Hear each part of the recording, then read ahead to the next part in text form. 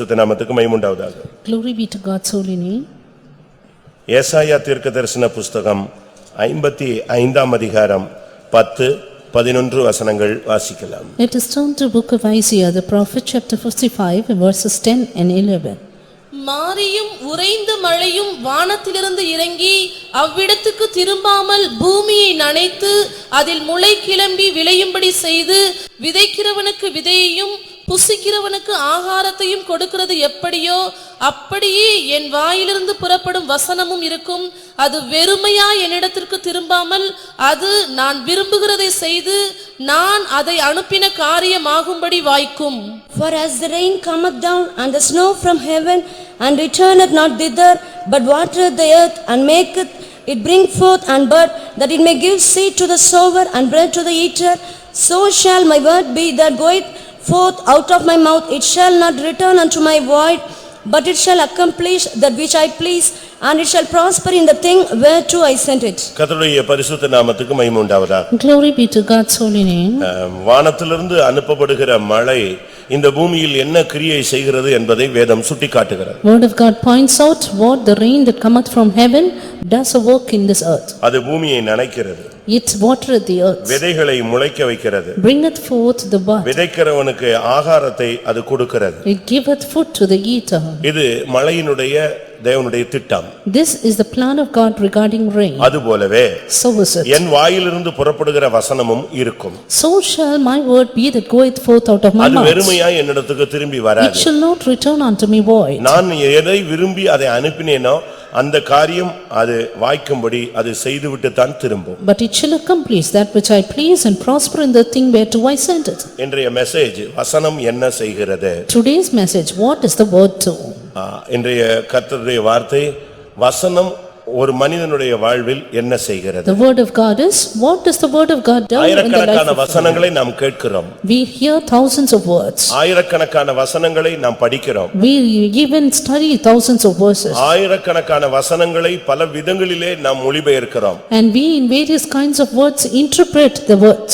நீங்கள் ஆயிரக்கணக்கான வசனங்களுக்கு ஆயிரக்கணக்கான வெளிப்படுத்தல்களையும் விளக்கங்களையும் நீங்கள் பெற்றிருக்கலாம். You may have received thousands of words and thousands of revelations. தேவனுடைய வார்த்தை என்பது அது வல்லமை உள்ளது. But the word of God is powerful. அது ஜீவன் உள்ளது. It is life. மனிதனுடைய வார்த்தைகள் போல தேவனுடைய வார்த்தைகள் அல்ல. Word of God is unlike the word of man. தேவனுடைய வார்த்தை என்பது அதுதான் தேவன். Word of God is God. யோவானிலே 1ஆம் அதிகாரத்திலே நாம் பார்க்கும் பொழுது Reading in John chapter 1. ஆதியிலே வார்த்தை இருந்தது. In the beginning was the word. அந்த வார்த்தை தேவனிடத்தில் இருந்தது. And the word was with God. அந்த வார்த்தை தேவனாய் இருந்தது. And the word was God. அது மனிதருக்கு ஒளியாக இருந்தது. And it was a light unto man. அந்த வார்த்தைக்குள் ஜீவன் இருந்தது. And there was life in it. இப்படி எல்லாம் நீங்கள் அந்த வார்த்தை வசனம் இவைகளை குறித்து பழைய ஏற்பாட்டிலும் புதிய ஏற்பாட்டிலும் பல விதமான காரியங்களை நீங்கள் கேட்டிருக்கலாம் படித்திருக்கலாம். Yes, both in the Old Testament and New Testament you would have learned and heard about many things about the word of God. மனுஷனுடைய வார்த்தைகள் அழிந்து போகும். Man's word will perish. ஆனால் 1 பேதுரு 1:23 சொல்லப்பட்டது போல But as it is said in 1 Corinthians 1:23, தேவனுடைய வார்த்தை அழிவில்லாத வசனம். word of God is incorruptible. ஆண்டவருடைய வார்த்தை அழிவே இல்லாத ஒரு வார்த்தை. And the word of God is that which has no corruption. இந்த வார்த்தையிலே வல்லமை இருக்கிறது. And there is power in this word. இந்த வார்த்தையிலே ஜீவன் இருக்கிறது. There is life in this word. பிரியமானவர்களே, நீங்கள் பல விதங்களிலே நீங்கள் தேவனுடைய வார்த்தைகளை கேட்டிருக்கலாம். You would have heard the word of God in various ways. ஆனால் அந்த வார்த்தை உங்களுக்குள் இருக்கிறதா? But is that word in you? வசனத்தை ஒரு விதைக்கு ஒப்புமையாக பல இடங்களிலே நாம் பார்க்கிறோம். In various places we see the word of God compared to a seed. விதைக்கிறவன் ஒருவன் புறப்பட்டான். A man, a sower went forth. 4 இடங்களில் அந்த விதைகள் போய் விழுந்ததாக வேதம் சொல்லுகிறது. And that seed fell in 4 grounds. ஒன்று பாறையில் விழுகிறது. One upon the rock. ஒன்று முள்ளுகளுக்குள் விழுகிறது. The other among the thorns. ஒன்று வழியிலே விழுகிறது. The other by the wayside. ஒன்று நல்ல நிலத்தில் விழுகிறது. The other in a good ground. ஆனால் விதைத்தவன் ஒருவன்தான். But one sower. அவன் விதைத்தது நல்ல நோக்கத்தோடு தான் விதைத்தான். He sowed with a good intention. இது மனிதனுடைய தற்போதைய நிலவரத்தை சுட்டிக்காட்டுகிறதாக இயேசு சொன்னார். Jesus said that it points to the present situation of man. உங்களுடைய இருதயமாகிய நிலம் எப்படி இருக்கிறது என்கிற ஒரு கேள்வியோடு தான் அந்த உவமை முடிகிறது. And that parable ends with the question saying, how is your heart the ground? இன்றைக்கும் கூட இந்த கூட்டத்தில் நீங்கள் இருக்கிறீர்கள். Even this morning you are in this இப்பொழுது meeting நான் விதைக்க ஆரம்பித்திருக்கிறேன். and I have started to sow. உங்களுடைய இருதயம் கல்லாக இருக்குமானால் If your heart is stony, அந்த கல்லுக்குள்ள விழுந்தா எப்படி இருக்கும்னு நீங்க பாருங்க. then you see how the word of God will grow in it. அந்த கல்லுக்குள்ள விழுந்ததான அந்த விதையை நீங்கள் என்ன செய்தீர்கள்? And what will you do with that seed which is fallen on உங்களுடைய the இருதயத்தை stone கல்லாக்கி கொண்டு and making your heart a ஒரு stone பாறை போன்ற ஒரு நிலவரத்தோடு as a rock? நீங்கள் இப்பொழுது கர்த்தருடைய வார்த்தையை கேட்டால் If you hear the word of God now, ஒருவேளை இந்த வசனம் முளைச்சது மாதிரி உனக்கு ஒரு எழுப்புதல் மாதிரி தெரியும். maybe you feel a revival, the word of God coming வெயில் out. அடிச்ச பொழுது But when the sun was out, இந்த பாறையில வேறுவிட முடியாமல் இது தீந்து காய்ந்து போகிறது. it could not root into the rock but went up choked. இல்ல உன் இருதயத்துல பலவிதமான கலக்கங்கள், துக்கங்கள், போராட்டங்கள், மாம்ச இச்சைகள், பல ஆசைகள், குழப்பங்களோடு நீ இப்போ வார்த்தையை கேட்டுக்கொண்டிருந்தால், Or if you are going to hear this word with various confusions and calamities and anxieties within you, இப்பொழுது உன்னுடைய நிறம் முள்ளுகள் உள்ள ஒரு நிலவரமாக இருக்கிறது. your heart is a thorny ground. அப்ப என்ன நடக்கும்? Then what will happen? முளைக்கும், It will sprout, ஆனா வளராது. but it will not grow. வளர விடாம இந்த முள்ளுகள், இந்த கவலைகள், உலக கவலை, ஐசுரியத்தின் மயக்கம், பெருந்திண்டி, இவைகளை நெருக்கும் என்று வேதம் சொல்லுகிறது. This pride of the world, the gluttony and the deceitfulness of riches, it will choke it up. இன்னொரு பகுதியில பார்க்கும் பொழுது, On the other hand, ஏதோ கேட்டுட்டு போகலாம், வந்திருக்கோம், ஒரு சர்வீஸ்ல அட்டெண்ட் பண்ணனும் அப்படிங்கற நிலவரத்துல நீ வந்திருந்தேன்னா நீ ஒரு வழிபோக்கன். if you are come with that intention, somehow let me attend the service and go away, you are a wayfaring man. ஒரு திருப்திக்காக, Just for satisfaction. இல்லாவிட்டால் இந்த சபையினுடைய அங்கத்தினன் என்கிற ஒரு தன்மைக்காக, Or just that you are a member of the அப்படி church. நீங்கள் இருந்தால், If you are like that, இந்த வசனம் நான் இப்ப விதைப்பேன், I am sowing the word, இன்னொருத்த வந்து எடுத்துட்டு போயிடுவான். another will come and take it away. அப்படித்தான் பைபிள் சொல்லுகிறது. That's what the word of God says. ஏனென்றால் பறவைகள் வந்து அதை எடுத்துக்கொண்டு போகும். The birds will come and catch it away. அது விதைச்சது வேஸ்டா போயிருது. And that which is sown is waste. அது முளைக்காது, ஒண்ணுமே இல்ல. பறவை அது தன்னுடைய இரையாக மாற்றி விடுகிறது. The bird will take it as its prey.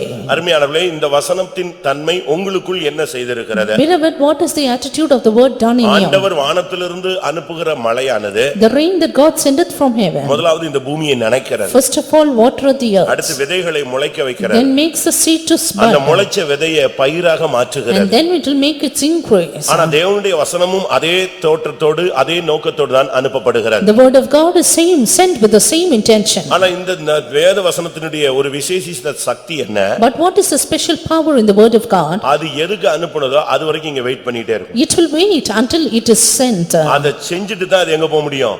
திரும்ப போக முடியும். Only if it accomplishes, then it will return. இல்ல நான் போனேன், அவன் தூங்கிட்டு இருந்தான், நான் வந்துட்டேன் அப்படின்னு சொல்லாது. It will not say, I went, they were sleeping, I came back. நான் போய் பார்த்தேன், அவன் சரியில்லை, அதனால வந்துட்டேன் அப்படின்னு சொல்லாது. I went, I saw that person, he is not பரத்திலிருந்து right. உனக்கு, உன் பிள்ளைகளுக்கு, உன் தொழிலுக்கு, உன் குடும்பத்துக்குன்னு கர்த்தர் ஒரு வார்த்தையை அனுப்பி இருந்தால் அந்த வார்த்தை உன் பின்னாலேயே வந்துகிட்டே இருக்கும். Had the Lord sent a word from heaven for your family, then it will come surely toward you. நீ தூங்கினாலும் சரி, Even if you நீ sleep, விழித்திருந்தாலும் சரி, even if you நீ awake, பாவத்துக்குள்ள உழன்று கிடந்தாலும் even சரி, if you roll in sin, இந்த வசனம் எப்படி ஆயினும் உனக்குள்ள அனுப்புன நோக்கத்தை செய்யறதுக்கு போராடிக்கிட்டே இருக்கும். this word will strive to accomplish its purpose. இன்னைக்கு சரீரத்துல நீங்க பாத்தீங்கன்னா சிவப்பு அணுக்கள், வெள்ளை அணுக்கள் இருக்குன்னு நீங்க உங்களால படிச்சு வச்சிருப்பீங்க. You would have learned about white blood and red blood corpuscles. அதுல ஒரு அணு வந்து நோயை எதிர்க்கக்கூடிய ஒரு சக்தி. One has the power to immunate. ஏதோ ஒரு கிருமியோ ஏதோ ஒரு சக்தி, ஒரு பலவீனத்தின் வல்லமை இந்த சரீரத்துக்குள்ள புகுந்து விட்டால், If a power of weakness penetrates into a body, இந்த சக்தி அதை எதிர்க்கிறது. this power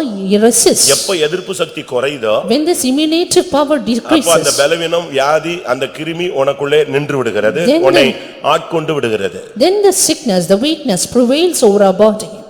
இதுதான் இன்னைக்கு உலகத்துல சரீரத்துல நடக்கிற தன்மை. This is the thing, function of our body. ஆனா இந்த வசனம் என்ன பண்ணுகிறது? But what does the word of God do? அதை நாம் விளங்கிக் கொள்ள வேண்டியது அவசியம். We need to understand that. ஏனென்றால் கர்த்தருடைய வார்த்தைக்கு பெரிய சக்தி உண்டு. Because there is a great power in the word of கர்த்தருடைய God. வார்த்தை காடுகளை கொளுத்தும், The word of God, it will burn forests. பேதுருக்களை முறிக்கும், It will break down cedars, பெண்மானை ஈன வைக்கும். make the hinds to calf. அது ஒரு கன்மலையை உடைக்கும் சம்மட்டி. It is a hammer which breaketh down the rock. ஒரு வசனம் ஒரு துணிகரமான ஒரு ஆள்கிட்ட ஒரு வசனம் பேசிருச்சுன்னா அவன் இருதயம் உடைஞ்சு அங்கேயே விழுந்துருவான். If a word is gone to a bold person, his heart will break and he will fall down. ரோட்ல ஒரு ஆள் வெளிக்கூட்டம் நடத்திட்டு இருந்தாரு. And a person was conducting an open air meeting.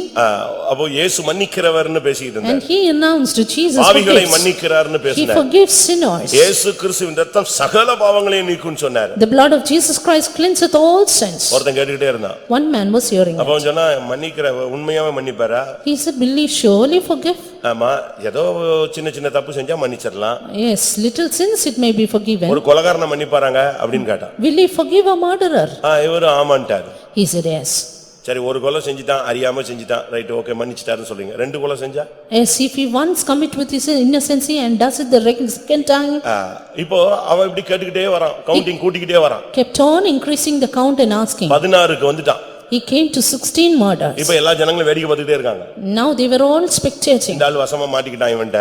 And he is being caught. எல்லாத்துக்கும் மன்னிக்கிறாருன்னு சொல்லிட்டே இருக்கான். He kept on saying Jesus ஏன்னா forgives. சொல்லாம போக முடியாது, இவன் ஒரு rowdy. Because he was a rowdy. இவன்ட்ட இருந்து தப்பியும் போக முடியாது. And he cannot escape இவன் that man. கேட்டுக்கிட்டே இருக்கான், இவன் சொல்லிக்கிட்டே இருக்கான். Kept on asking and he also 16 kept on கொலை answering. சொல்லிட்டான். He went for 16 murders. அப்பமா அவன் சொன்னா இயேசு கிறிஸ்துவின் இரத்தம் சகல பாவங்களை நீக்கி நம்மை சுத்திகரிக்கும் சொன்னான். Even then the evangelist said that the blood of Jesus Christ cleanses us from sin. அந்த துன்மார்க்கன் கால்ல விழுந்து நான் தான் அந்த 16 கொலை செஞ்சேன், ஆண்டவர் என்னை மன்னிக்க சொல்லுங்கன்னு சொன்னான். Suddenly that wicked man, he fell down at his feet and said, I committed 16 இந்த murders. மன்னிக்கிறார்ங்கற அந்த வார்த்தை இயேசுவின் இரத்தத்தில் உள்ள சக்தியை குறித்து பேசும்போது அது அவனுக்கு டச் ஆயிடுச்சு. Yes, when he spoke about the power in the blood of Jesus Christ, it touched him. ஒவ்வொரு கூட்டத்திலயும் உனக்கு ஒரு வார்த்தை வரும். Every meeting you have a word for you. அந்த வார்த்தையை நீ கரெக்ட்டா கேட்ச் பண்ணணும். And exactly hold that word. எப்ப கரெக்ட்டா பிடிச்சுக்கறியோ When you hold it அது up, உனக்குள்ள மகத்தான ஒரு வேலையை செய்யும். then it will do a glorious work in you. ஏனென்றால் இந்த வார்த்தை வரும் பொழுது கன்மலையை உடைக்கும், அது ஒரு சம்மட்டியானது. Because this word is a hammer which breaketh the rock. எபிரேயர்களின் நிருபத்தில் இந்த வார்த்தையின் சக்தியை அந்த எபிரேய நிருபக்காரன் தெளிவாக பேசுகிறார். Power of the word is written by the Hebrews, the writer to the Hebrews. எபிரேயர் 4 அதிகாரம் 12 வசனத்தில் இந்த சக்தி ஜீவன் வசனத்தின் சக்தியை பாருங்க. Hebrews 4:12 says about the word of life. Operation தியேட்டர்லாம் தோத்து போகும். It's like an operation theater. தேவனுடைய வார்த்தையானது ஜீவனும் வல்லமையும் உள்ளதாயும் இருபுறமும் கருக்குள்ள எந்த பட்டயத்திலும் கருக்கானதாயும் ஆத்துமாவையும் ஆவியையும் கணுக்களையும் ஊனையும் பிரிக்கத்தக்கதாக உருவ குத்துகிறதாயும் இருதயத்தின் நினைவுகளையும் யோசனைகளையும் வகையறுக்கிறதாயும் இருக்கிறது. For the word of God is quick and powerful and sharper than any two-edged sword, piercing even to the dividing asunder of soul and spirit and of the joints and marrow, and is a discerner of the thoughts and intents of the heart. எந்த மனுஷனையும் அப்படியே நிப்பாட்டி அவனை சரிப்படுத்திறது தேவனுடைய வார்த்தை. The word of God easily surgerizes any man who stands in front of அவனுக்குள்ள it. இருக்கிற சீலை புதிக்கிடும். It will take away his past. அவனுடைய இருக்கிற காயத்தை ஆற்றும். And it will bind up his wounds. அவனை ஆபரேட் பண்ணாது, உட்கார்ந்து என்னென்னலாம் உடைக்கணும் எடுக்கணும் அதுக்கு தெரியும். It will conduct a surgery in a right manner. ஆமா, கர்த்தருடைய வார்த்தை எனக்குள்ள இப்படிப்பட்ட செயலை செய்து கொண்டு இருக்கிறது, ஒவ்வொரு நாளும் என்னை உடைக்குது உருவாக்குதுன்னு சொல்றவங்க, அந்த எக்ஸ்பீரியன்ஸ் இருக்கிறவங்க கைகளை உயர்த்தி ஒரு அல்லேலூயா சொல்லுங்க. நீ தூங்கினாலும் இந்த வசனம் உன் பின்னால தூங்காம நின்னுகிட்டே இருக்கும். Even if you sleep, the word of God is awake to work. அது கிருபையுள்ள வார்த்தை. It is gracious word. அது ஜீவனும் வல்லமையுள்ள வார்த்தை. Word of life and அது power. உன்னுடைய உள்ளத்தை குத்தி எடுத்து சரிப்படுத்தக்கூடிய வார்த்தை. Word which divides asunder your heart. ஆவியினாலும் பலத்தினாலும் அக்கினியினாலும் உறுதிப்படுத்தப்பட்ட வார்த்தை. A word that is sanctified, the word that is confirmed by spirit and கர்த்தருடைய power. வார்த்தையினுடைய சக்தி பயங்கரமானது. Yes, the power of the word of God is அது extreme. இன்னைக்கு அநேகருக்கு தெரியாது. Many do not know it. கர்த்தருடைய வார்த்தையில உள்ள சக்தி அநேகருக்கு புரியாது. Many do not understand the power in the word of ஆண்டவருடைய God. வார்த்தை ஒரு மனுஷனுக்குள்ள வந்தா If the word of God comes into a அது man, ஆவியினாலும் பலத்தினாலும் அக்கினியினாலும் உறுதிப்படுத்தப்பட்ட வார்த்தைகள். it has been confirmed by fire and கர்த்தருடைய spirit. சொற்கள் 7 தரம் புடமிடப்பட்டவைகள். The word of God is tried 7 times. அவர் ஒரு ட்ரிப் சொன்னா அவ்வளவுதான். And once he says it's அதுக்கு okay. பிறகு அதை மாற்றுகிற தெய்வமும் அல்ல. After that he never changes it. அவரிடத்திலிருந்து ஒரு கமாண்ட் வந்துருச்சுன்னா அவர் சொல்ல ஆகும். He speaks and it is done. அவர் கட்டளையிட நிற்கும். He commands and it stands அதனாலதான் fast. ஒவ்வொரு வாரமும் நீ வரும்போது ஒரு வார்த்தையை நீ பிடிச்சிட்டு போணும். Therefore every time you come, hold on to the word of God. உனக்குன்னு வருகிற அந்த வார்த்தையை நீ எடுத்துக்கொள்ளணும். Take up the word that is for you. அந்த வார்த்தை சும்மா போகாது. And that word will not go in vain. அது கரெக்ட் டைத்துல உன்கிட்ட பேசும். It will speak to you at the right time. அது உன்னுடைய மனசை ஆட்கொள்ளும். It will take control of your mind. அதை நாம் விளங்கிக் கொள்ள வேண்டியது அவசியம். Understand this clearly. இன்றைக்கு தேவனுடைய வார்த்தை என்ன செய்கிறது? What does the word of God do today? அந்த அழிவில்லாத வித்து என்ன செய்கிறது? What does the incorruptible seed do? அதை நாம் விளங்கிக் கொள்ள வேண்டியது அவசியம். We need to understand this. Mark 4ல நீங்க பார்க்கும் பொழுது Turn to Mark chapter பிசாசு வந்து 4. இந்த வசனத்தை எடுத்துட்டு போறதுக்கு நீங்க இடம் கொடுத்துறாதீங்க. Don't give place for the devil to take away அது the word of இருந்தா God. தான் வளரும். Only if it is there, it will grow. Mark 4:15 பாருங்க. 4:15 of Mark the Gospel. வசனத்தை கேட்டவுடனே சாத்தான் வந்து அவர்கள் இருதயங்களில் விதைக்கப்பட்ட வசனத்தை எடுத்து போடுகிறான். இப்ப நான் பிரசங்கம் பண்றேன். I am preaching. உன்னை தூங்க விட்டுருவான். He will make you to sleep. நான் பயங்கரமா கத்துவேன், அது உனக்கு தாலாட்டு மாதிரி இருக்கும். I will tell with immense force, but you will be like a lullaby for you. அப்ப என்ன நடந்துச்சு? Then what happens? இந்த வசனம் கண்ட்ரோல் பண்றதுக்கு முன்னால இன்னொருத்தன் உன்னை கண்ட்ரோல் பண்ணிடுறான். Even before the word of God takes control, another comes control நான் of மத்தேயு you. எழுதின சுவிசேஷம் நீ ஆதியாகமத்தை எடுத்து படிச்சிட்டு இருப்ப. When I am speaking about Matthew's Gospel, you will read பிசாசு Genesis. சொல்லுவான், நீ பைபிள் தான்டா படிக்கிற, படுறா அம்மா. The devil will say, you are reading the Bible, you read it. ஆனா நான் ஏன் பிரசங்கம் மத்தேயுல போயிட்டு இருக்கோம், உன்னை ஆதியாகமத்தை பார்த்துக்கிட்டு ரெபெக்காள் அங்கே போனாள், ஏன் நீ அங்க போன? I will be preaching from Matthew's Gospel, but you will be reading in உனக்கு Genesis. கான்சென்ட்ரேஷன் இல்ல, உனக்கு வந்து ஒரு மனதை கெடுக்கிற அந்த ஆவி. The spirit that diverts your attention. நான் பிரசங்கம் பண்ணுவேன். I preach. நீ அப்பதான் உனக்கு வெளிய போகணும்னு ஒரு சிந்தை வரும். It is then you won't have the thought to go out. நான் பிரசங்கம் பண்ணுவேன். I preach. அப்பதான் உன் பிள்ளைகிட்ட பால் ஊட்டிக்கிட்டு பிஸ்கட் கொடுத்துக்கிட்டு விளையாண்டுக்கிட்டு இருப்ப. Then you want to play with your child. இது எல்லாமே சாத்தானுடைய வல்லமையுள்ள ஒரு சக்தியான ஒரு செயல்னு நான் சொல்றேன். This is all the powerful work of the devil. நான் சொல்றது தப்பா? Is it wrong? வசனத்தை விதைச்ச உடனே பட்டுன்னு தூக்கிடுவான் அவன் Soon வசனம். when the word of God is sown, he Yeah. catches it away. ஏன்? Why? ஏன்? Why?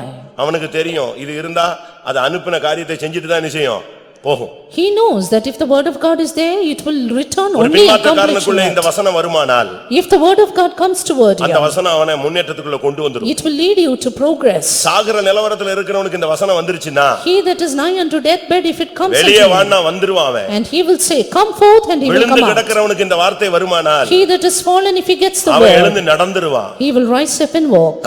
பார்வையற்றவனுக்கு இந்த வார்த்தை கிடைக்குமானால் If this word goes to the அவன் கண்ணு blind, திறந்துரும். he will receive sight. அப்ப காதே கேட்காதவனுக்கு இந்த வார்த்தை உள்ளே போகுமானால் He that is deaf will receive the அவன் word, காதை திறந்துரும். his ears will be open. இதுதான் தேவனுடைய வார்த்தையினுடைய சக்தி. This is the power in the word of அதனாலதான் God. அவன் என்ன பண்றான், இந்த வசனம் வரும் பொழுதே கேட்ச் பண்றான். Therefore the devil catches away the word.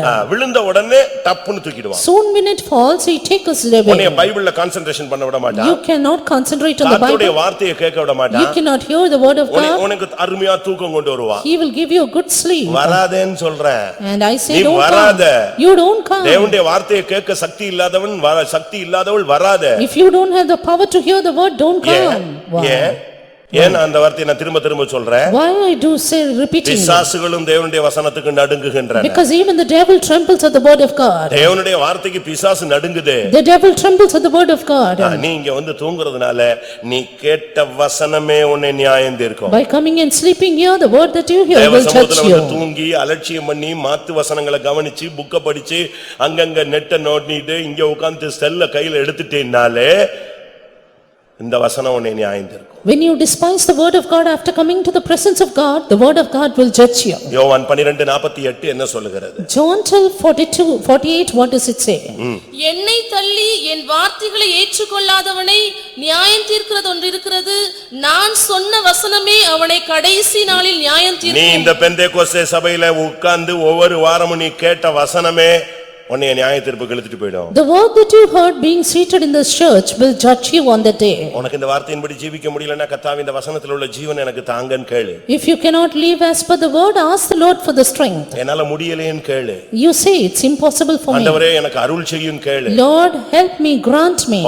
ஒரு மனுஷன் சொல்றான், உம்முடைய கற்பனைகளின் படி ஓட நான் வாஞ்சிக்கிறேன். A man says, I desire to run through thy commandments. உம்முடைய வசனத்தின் பலனை எனக்கு தாரும். Give me the strength of thy word. சங்கீதத்துல தாவீது என்ன சொல்றான்? What does psalmist say? 119ஆம் சங்கீதம் Psalm 119 81ஆம் வசனத்துல என்ன சொல்றான்? and verse 81. ஆண்டவரே உம்முடைய வார்த்தைக்காக வசனத்துக்காக நான் காத்து கிடக்கிறேன் சுவாமி. Lord, I wait for thy word. ஒரு வார்த்தை சொல்லிடுங்க, நான் காத்திருக்கிற அந்த ஆத்துமாக்கு இளைப்பாறுதலா இருக்கும். Speak a word to me and it will be a rest unto my soul. உம்முடைய ரட்சிப்புக்கு என் ஆத்துமா தவிக்கிறது, உம்முடைய வசனத்துக்கு காத்திருக்கிறேன். காத்திருக்கிறேன் சுவாமி, உம்முடைய வசனத்துக்கு தான் நான் காத்திருக்கிறேன். Lord, I hope in thy word. ஏனென்றா உம்முடைய வசனத்துக்கு எவ்வளவு பெரிய சக்தி இருக்குன்னு நான் இப்ப கேட்க போறீங்க நீங்க. Because you are going to hear the power in the word of God. ஆண்டவருடைய வார்த்தைக்காக காத்துக்கிட்டே இருக்கணும். Keep on hearing for the word of God. நீ ஒருவேளை நொந்து ஒடிஞ்சி நொறுங்கி போய் வந்திருப்ப. You may be broken, weary altogether. அந்தந்த நேரத்துக்கு வார்த்தை உன்னை டச் பண்றதுக்கு வரும். But the word of God will come to touch you then. அதை நீ பெற்றுட்டேன்னா நீ ஜீவன் அடைஞ்சிருவ. Receive it and receive life. 119 சங்கீதம் 147 வசனம். Psalm 119 verse 147. அதிகாலையில் நான் எழுந்து சத்தமிட்டேன், உம்முடைய வசனத்துக்கு காத்திருக்கிறேன். I prevented the dawning of the morning and cried, I hoped in thy word. உம்முடைய வசனத்துக்கு தான் நான் காலையில காத்திருக்கிறேன். Yes, I wait for thy word in the pastor dawn. Joel அவர்கள் அடிக்கடி சொல்லுகிற வார்த்தை என்ன? A word Pastor Joel used to say. எழும்பும்போதே ஒரு வார்த்தையோடு எழும்புன்னு சொல்றார். Right when you arise with a word. எழும்பும்போது டெய்லி எழும்பும்போது ஒரு வார்த்தையோடு எழும்பி வா. Every day arise with a word from God. ஏதாவது ஒரு வசனம் காலையிலேயே உன்கிட்ட பேசிடணும். And the word of God will speak to you in the morning. காலையில எழும்பும் பொழுதே நீ சரியான ஒரு வசனத்தோடு வார்த்தையோடு ஜீவனோடு எழும்பணும். Right when you awake with a life in the word of God. இன்னைக்கு வசனத்தை பத்தி அநேகருக்கு விளக்கம் இல்ல, அதனால எழுதி போட்டு வச்சிருக்காங்க. வீட்ல மட்டும் வசனம் தொங்குது. Many do not have revelation about the word of God, but they hang up boards in their houses. வாசல்ல எழுதி போட்டிருப்பாங்க, வாதை உன் கூடாரத்தை அணுகாதே. They will have the word, the evil plague shall not come nigh their dwelling. வீட்டுக்குள்ள போனா 3 bed போட்டு 3 பேர் படுத்து கிடப்பாங்க. There will be 3 beds and all the 3 will be lying down. வாதை உன் கூடாரத்தை அணுகாதுன்னு சொல்லிட்டு இங்க 3 பேர் ஏன் படுத்திருக்க? And when it is said that there shall no plague come nigh the dwelling, why are அது you தவறு அல்ல. lying down? It's not a wrong. நான் பரியாசத்துக்கும் சொல்லல. I am not mocking. அந்த வாதை கூடாரத்தை அணுக கூடாது. The plague should not come your வீடு dwelling. ரத்தம் தெளிக்கப்பட்ட வீடா இருந்தா சங்காரதூதன் உள்ள வர மாட்டான். If your house is sprinkled with blood, the destroyer will not come நீ in. பஸ்காவை சரியாய் அனுசரித்திருந்தால் If you observe the Passover, சத்துரு உள்ள வர்றதுக்கு அதிகாரம் கிடையாது. then the destroyer has no power to enter in. தேவனுடைய வார்த்தையை கேட்டுட்டு நல்லா இருந்துச்சுன்னு சொல்லிட்டு போறதுக்கு பெரிய சாதனை அல்ல. It's not a big achievement to say it is good after hearing the word of God. ஒரு சிலருக்கு டெய்லி மார்க் போட்டுக்கிட்டே இருப்பாங்க. Some every time bring the score. Examiner மாதிரி உட்கார்ந்துக்குவாங்க. இன்றைய பிரசங்கத்துக்கு 30 mark. They say 30 marks for today's message. இன்றைய message காரமாக இருந்தது. And it was hot enough. இன்றைய பிரசங்கம் புளிப்பாக இருந்தது. It was even sour enough. இன்றைக்கு not bad. It's not bad. இப்படி எல்லாம் சொல்ற ஆளுங்க எல்லாம் இருக்காங்க. Yes, there are people who mark it. இது போடுறதுக்கு உனக்கு நீ ஒன்னே சபையில அப்படி யாரையும் போஸ்டிங் கொடுத்து எப்படி பிரசங்கம் பண்றாருலாம் இல்ல. God has not appointed you to mark the message. கர்த்தருடைய வார்த்தை உனக்குள்ள ஒரு திட்டத்தோட அனுப்புகிறார். But the word of God is sent with a plan. வானத்திலிருந்து வருகிற மழையை ஒப்பிட்டு பரத்திலிருந்து வருகிற வார்த்தை சொல்லப்பட்டிருக்கிறது. The word from heaven is compared to the rain from heaven. அது ஒரு நோக்கத்தோட தான் மழையை தேவன் அனுப்புறார். God sendeth the rain with a purpose. அது மனுஷர்களுக்கு ஆகாரத்தை கொடுக்கணும். It gives food to the eater. அதுபோல So is it. என்னுடைய வார்த்தை நான் அனுப்பின காரியம் ஆகும்படி வாய்க்கும். The word that I sent will accomplish the thing that I please. அப்ப கர்த்தர் என்கிட்ட எவ்வளவோ பேசி இருக்கிறாரே, இன்னும் நிறைவேறலையே அப்படின்னு ஒரு क्वेश्चन உங்களுக்கு வரும். Then you may have a question. The Lord has spoken so much, it's not fulfilled yet. அது உன்கிட்ட சொன்ன வார்த்தை இன்னும் திரும்பி போகல. That is not yet returned. அது உன்னைய ஃபாலோ பண்ணிட்டு தான் இருக்கு. It is pursuing you. உன் கூட தான் வருது. I will come with you. அது நிறைவேற வரைக்கும் அது உன் பின்னால வரும், வந்துகிட்டு இருக்கு. Until it is fulfilled, the word of God is behind you. ஷார்ப்பா கரெக்ட் டயத்துல அப்படியே நிறைவேறும். At the right time, it will be fulfilled. எனக்காக அனுப்பப்பட்ட வார்த்தைகள் என்னோடு கூட என் பின்னே என்னோடு கூட இருக்கிறதுன்னு சொல்றவங்க, விசுவாசத்துல இருக்கிறவங்க கைகளை வைத்துங்க. முதலாவது இந்த வார்த்தையினுடைய செயல் என்ன? First of all, what is the work of the word of God? நான் ஒரு 6, 7, 8, 9, 10 வார்த்தைகள் உங்களுக்கு முன்பாக வைக்கிறேன். Let me list out 9 to 10 points about it. யாக்கோபு முதலாம் அதிகாரம் James 1 18ஆம் வசனத்தின்படி verse 18. இந்த வசனத்தினுடைய முக்கியமான திட்டம் என்ன? What is the important plan of the word of God? அவர் சித்தம் கொண்டு தம்முடைய சிருஷ்டிகளில் நாம் முதற் பலன்கள் ஆவதற்கு நம்மை சத்திய வசனத்தினாலே ஜனிப்பித்தார். Of his own will began he us with the word of truth, that we should be a kind of first fruits of his creatures. இங்கே நாம் வாசிக்கும் பொழுது அவருடைய வசனத்தினாலே நாம் சத்திய வசனத்தினால் முதற்பலனாய் மாறும்படியாக. That we might become first fruits through the word of truth. இந்த சபையில இவ்வளவு பேர் இருக்கீங்க. So many here in the church. இன்னும் ரொம்ப பேர் வரல. And many are not yet come. அநேக மனைவிமார் வந்திருக்காங்க, புருஷனை காணோம். Many wives are here but not husbands. அநேக புருஷன்மார் வந்திருக்காங்க, மனைவிமாரை காணோம். Many husbands are here but not wives. அநேக பெற்றோர்கள் உண்டு, பிள்ளைகள் வரல. Many parents here but not children.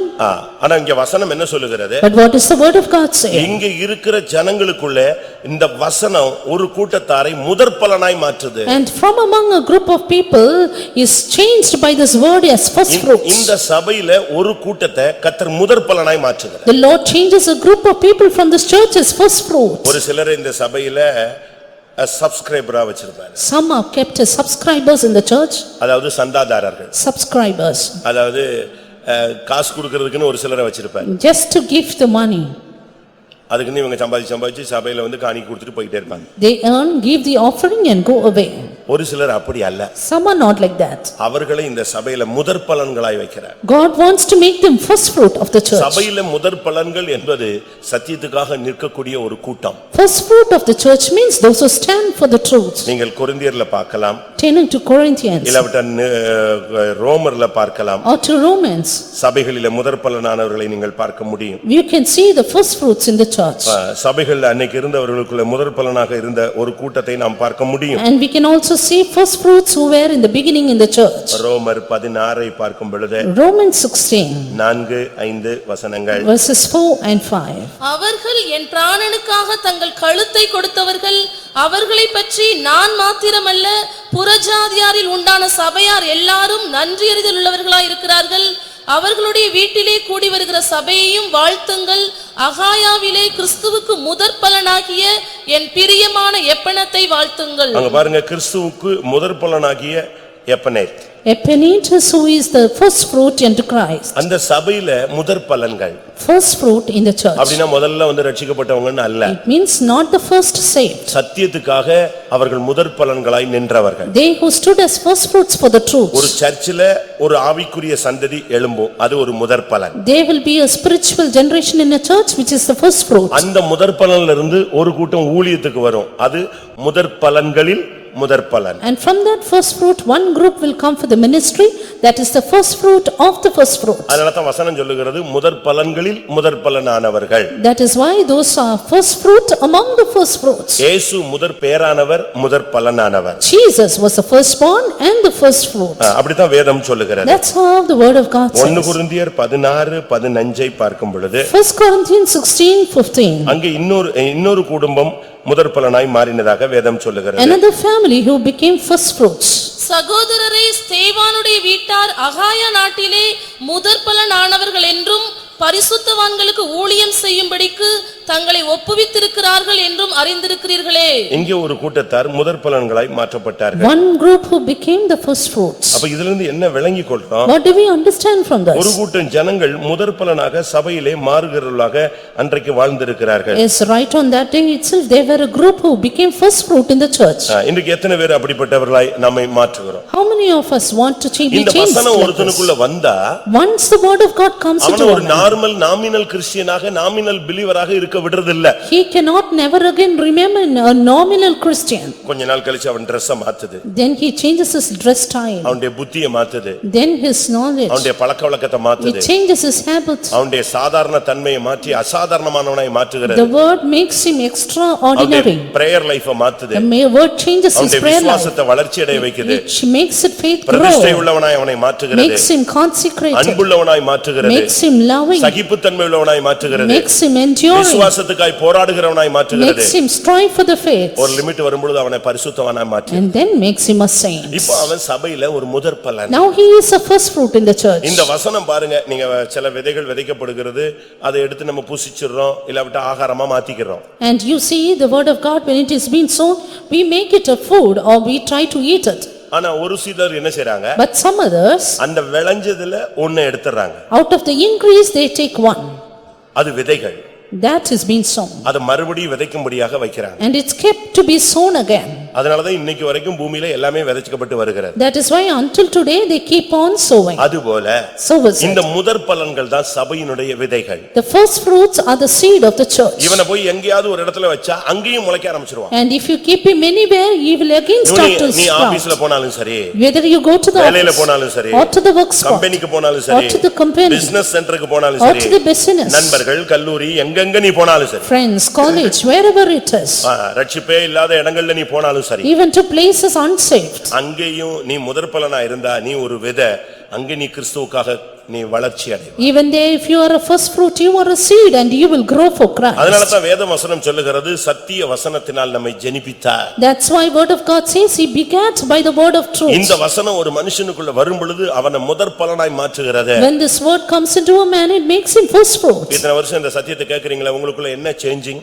When you hear this truth, what is the change happening in you? என்ன வளர்ச்சி? What growth? என்ன முதிர்ச்சி? What maturity? என்ன அளவுல நீங்கள் உங்களுடைய நிலவரத்துல மாற்றப்பட்டிருக்கிறீர்கள்? In what extent you have changed yourself? பாவியாக இருந்தோம், We were sinners. இயேசு நம்மை ரட்சித்தார். Jesus saved us. இப்பொழுது நாம் தேவனுடைய பிள்ளைகளா இருக்கிறோம். Now we are the sons of God. ஆனா இப்படியே தேவனுடைய பிள்ளை பிள்ளைன்னு சொல்லி கதை அடிச்சிட்டு போக முடியாது. But we cannot keep on going being the children of அந்த God. குழந்தை தன்மையில இருக்க முடியாது. We cannot be childish ever. ஆனாலும் But அவர் வெளிப்படும் பொழுது எப்படி மாறி இருப்போம்? when he appears, how shall we change? அவருக்கு ஒப்பாய் இருப்போம். We shall be like him. அதுதான் முதற் பலனுடைய தன்மை. That is the extent of first fruit. அதனால இந்த வசனம் உனக்குள்ள அனுப்பப்பட்டதினுடைய நோக்கம் ஒவ்வொரு நாளும் உனக்குள்ளே ஒரு மறுரூபம். Therefore, an everyday transformation through the word that is sent to you. திடீர்னு என்னைக்கோ கேட்ட பிரசங்கம் உனக்குள்ள வரும். Suddenly, a message you heard on the other day will come to என்னைக்கோ you. படிச்ச ஒரு வசனம் உன்கிட்ட பேசும். The verse that you studied will come into திடீர்னு நீ you. படுத்திருக்கும் போது ஒரு வசனம் கேட்கும். Suddenly, you will hear the voice of இல்ல God உள்ளத்துல ஒரு வசனம் தோன்றும். or a word in your heart. இப்படி ஒவ்வொன்னா உனக்குள்ள இடைபடும். Step by step, it will deal with you. அப்படி பேசி அந்த வசனம் உனக்குள்ள வந்துருச்சுன்னு சொன்னா And once that word of God comes into அது you, உன்னைய தூங்க விடாது. it will not make you to sleep. வசனத்தை விதைச்சிட்டு ஒரு விதையை விதைச்சிட்டு நம்ம போயிடுறோம். Once we sow the seed, we go. அதுக்கு தண்ணி பாய்ச்சி விட்டு போயிடுவோம். We just water and go off. நீ போய் தூங்கிடுவ. You will go and sleep. அந்த விதை தூங்குதா? But will that seed அது sleep? காஞ்சு போனது மாதிரி தான் இருக்கும். It will be as though it's dried up. அதுக்குள்ள என்ன இருக்குன்னு நமக்கு பார்க்க முடியாது. பார்க்கணும்னு ஆசைப்பட்டீனா விதை செத்து போகும். We cannot see what is inside it. If you want to see it, it will die. ஆனா காலையில நீங்க போய் பாத்தீங்கன்னா But in the morning, you can see என்ன வந்துருது? ஒரு மழை வந்துருது. the sprout. அது தூங்காது. It will not sleep. அதனால தான் சொன்னேன் உனக்குன்னு அனுப்பப்பட்ட வார்த்தை உன் பின்னாலேயே தான் வந்துகிட்டு இருக்கும். The word that is sent for you will come behind நீ you. பாவம் செய்தால் அது உன்னோடு பேசும். If you sin, it will speak to you. மகனே இது தப்பு. My son, it's wrong. இது தவறு. It's நீ wrong. மிஞ்சி போற. You go behind. அவசியம் இல்ல. It's not நீ necessary. தலையிடாத. Don't interfere. கிளம்பு. Come out. இந்த இடத்துல நிக்காத. Don't stand here. இப்படி எல்லாம் பேசுதா? Is it speaking to இந்த you? எக்ஸ்பீரியன்ஸ் எல்லாம் இருக்கா Do யாருக்காவது? you have this experience? இருந்தால் உன்னை முதற் பலனாய் அது மாற்றி விடும். If it is there, you will be changed first fruits. இல்ல 7 மணி நேரம் உட்கார்ந்து சினிமா பார்த்தாலும் பேசுறது இல்ல. Oh, even if we see cinemas, this word of God is not instructing 2 me. மணி நேரம் சண்டை போட்டாலும் உணர்வே வரல. Even if I struggle for 2 hours, I don't not convicted. அடிச்சிட்டு ஸ்டேஷன் போனாலும் புத்தி வரல. Even if I go to the police station, I am not convicted. அப்படினா என்ன அர்த்தம்? That means வசனத்தை அவன் எடுத்துட்டு போயிட்டான். the word of God is taken away. நீ வாடுக்கு சண்டை போடுவ. உனக்கு அந்த வசனம் ஆமா அப்படி தான் சொல்லுவாங்க அப்படிம்பே. You will shout as you like and say they are like that. ஆனா வசனம் உனக்குள்ள இருந்துச்சு. But the word of God is in you. அந்த டைம் முடிஞ்ச உடனே உட்கார்ந்து அழுவ. After that time, you will cry. ஆண்டவர் வந்து பேதுருட்ட ஒரு வார்த்தை சொன்னார். The Lord said to Peter, சேவல் கூவுறதுக்கு முன்பாக நீ என்னை 3 விசை மறுதலிப்பாய். before the cock crow twice, you will deny me thrice. அப்பா அவன் தலையில அது ஒண்ணும் சூடு ஒண்ணும் ஏறல. That time he could not hearken அதெல்லாம் to it. நடக்காதுன்றான். He said, no Lord. இப்ப முதல் மறுதலிப்பு முடிஞ்சிருச்சு. But now the first denial over. Work out ஆகல. It was not working at all. இரண்டாவது மறுதலிப்பு நடந்துருச்சு. Second denial. ஒண்ணும் உண்டாகல. He could not understand. மூணாவது மறுதலிப்பு முடிஞ்ச உடனே யார் கத்திட்டா? பேதுரு கத்திட்டானா யார் கத்திட்டா? சேவல் கத்திடுச்சு. After the third denial, cock crow. அது கத்துன உடனே இவன் பட்டன்னு தெரிச்சிட்டான் அவனுக்கு. அப்பதான் ஓஹோ something wrong. திரும்பி பார்த்தான் இயேசு இவனை தான் பார்த்துட்டு இருந்தார். It is then he was convicted, turned back and saw Jesus looking. He was broken. நொறுங்கி போய் வெளியே போய் ஓன்னு உட்கார்ந்தாலும் இப்படி தவறு பண்ணிட்டேனே. He was totally broken down and cried and wept. அந்த வார்த்தை அவனை டைம் பார்த்து நொறுக்கிடுச்சு பாத்தீங்களா? Yes, see, at the right time the word of God broke him. அதனால தான் மறுதலித்து போனவன் புதுப்பிக்கப்படுவது கூடாத காரியம் என்று வசனமே சொன்னாலும் அந்த மறுதலித்து போனவனை தேடி போனதுக்கு காரணம் இந்த வசனத்தினால அழுதுதனால. Therefore, even though the word of God says it is impossible to eliminate those who have denied, the word of God convicted him because it went behind him. நான் அடிக்கடி பிரசங்கம் பண்றேன் இப்போ எல்லா இடத்துலயும். I very often preach. ரெண்டு பேர் படுத்திருந்தார்கள். Two slept together. ஒருத்தன் போயிட்டான். One was taken away. ரெண்டு பேர் திரிக அரைச்சாங்க.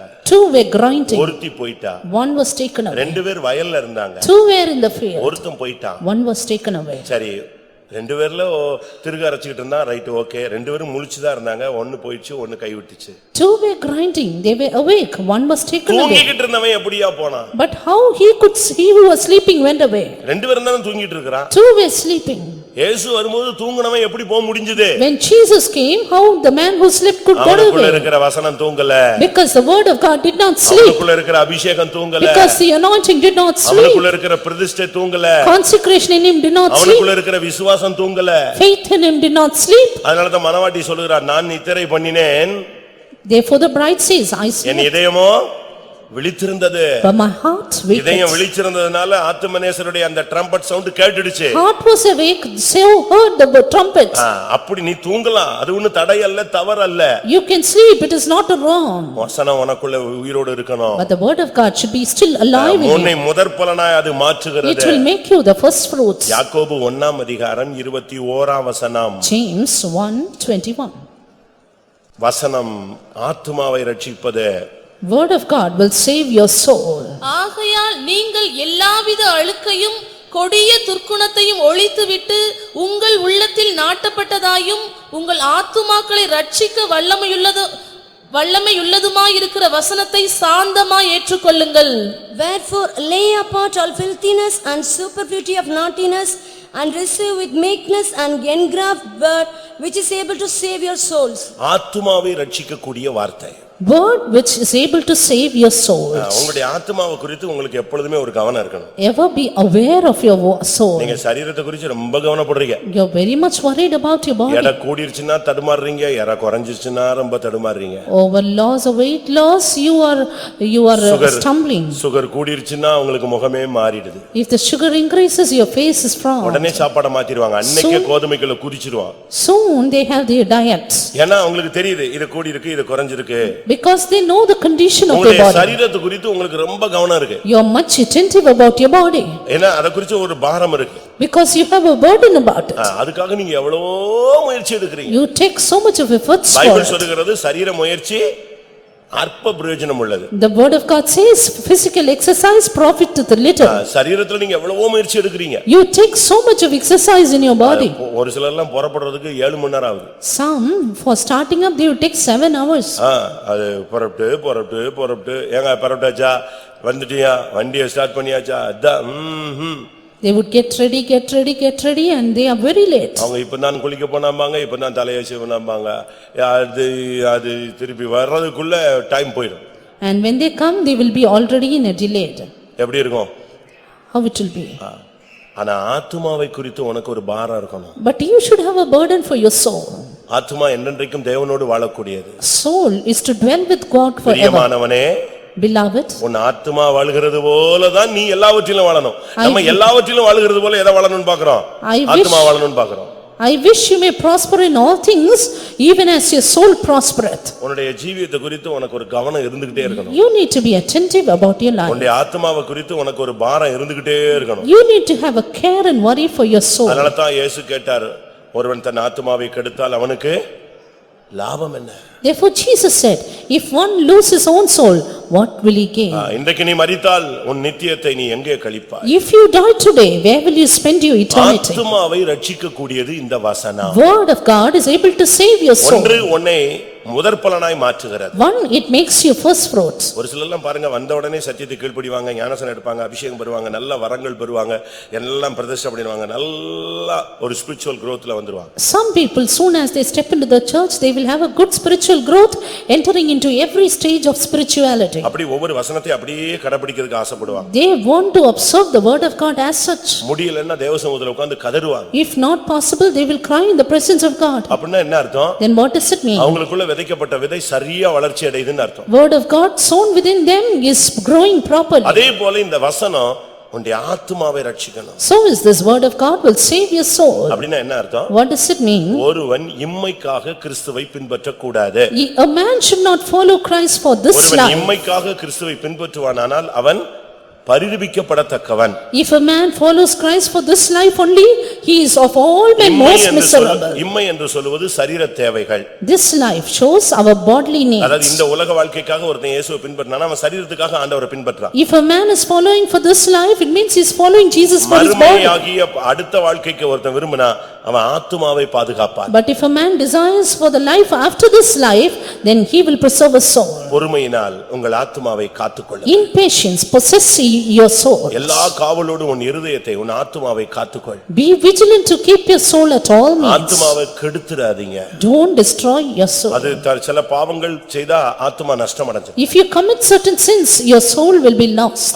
ஆத்துமாவுல உள்ள சாவுங்கிறது வெளியே தெரியாது. Curse in the soul is not visible. ஆனா நம்ம உயிரோட தான் இருப்போம். We may be alive. ஆதாமையும் எவளையும் பார்த்து சொன்னார், அந்த கனியை புசிக்கும் நாளில் நீ சாகவே சாவாய். Looking at Adam and Eve, the Lord said, in the day that you eat of the fruit, you will die. சாகவே சாவாய்னா மண்ணுக்குள்ள போய்டுவாங்கன்னு நினைச்சாங்க. They thought, I will surely die and go down. இல்ல. No.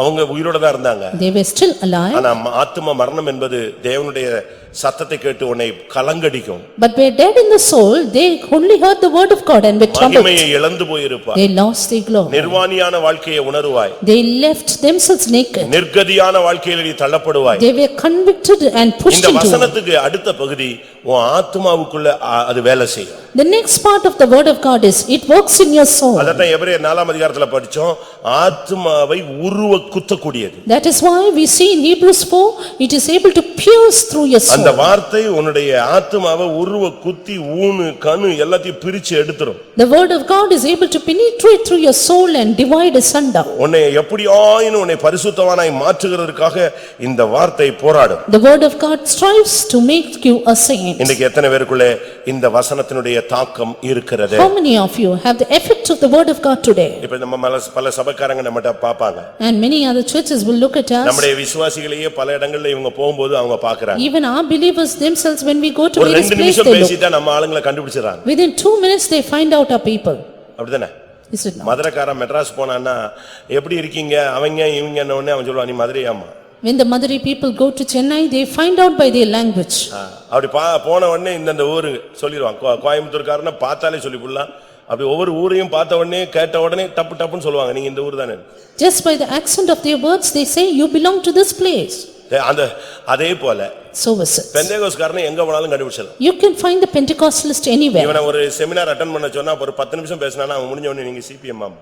And after attending a seminar, after finishing the 10 minutes, they will say, are you அவங்க CPM? இல்லன்னு சொன்னாலும் If not, இல்லையே அந்த வாசனை தெரியுதே. even if they say, I'm not like that, they will say, no, we சுத்தி understand. அவங்க ஸ்டைல்லயே நீங்க வர்றீங்களே. And you are coming with the scent of CPM. அதுபோல So is it. சரியான வசனம் உனக்குள்ள இருந்துச்சுன்னா உன் ஆத்துமாவை அப்படியே மாத்திக்கிட்டே வரும். If the right word of God is in you, it will convict your soul. அது உன்னை சும்மா இருக்க விடாது. It will not keep you நான் silent. திரும்பவும் சொல்றேன், I'm repeating. உன்னுடைய ஸ்டைலையே மாத்தும். It will change your lifestyle. ஒன்னா மாத்தும். It will change one by one. அந்த டயத்துல மாத்தும். It will change in the right time. Correct டயத்துல உனக்கு Dressல ஒரு சேஞ்ச் கிடைக்கும். At the right time, you will be changed in your dress correct style. டயத்துல உன் பேச்சுல மாறும். At the right time, your speech will change. இதெல்லாம் நான் அனுபவிச்சேன், அதனால தான் சொல்றேன். Because I experienced, I அந்த tell வசனம் it. உன்னை சும்மா இருக்க விடாது. The word of God will not keep you silent. எபிரேயர் 1ஆம் அதிகாரம் 3ஆம் வசனத்தின்படி According to Hebrews 1:3, இந்த வசனம் தாங்கக்கூடிய சக்தி உள்ளது. this word upholdeth all things. எதையும் தாங்கும். It upholdeth anything. இவர் அவருடைய மகிமையின் பிரகாசமும் அவருடைய தன்மையின் சொரூபமாயிருந்து சர்வத்தையும் தம்முடைய வல்லமையுள்ள வசனத்தினாலே தாங்குகிறவராய் தம்மாலே தாமே நம்முடைய பாவங்களை நீக்கும் சுத்திகரிப்பை உண்டு பண்ணி உன்னதத்திலுள்ள மகத்துவமானவருடைய வலது பாரிசத்திலே உட்கார்ந்தார்.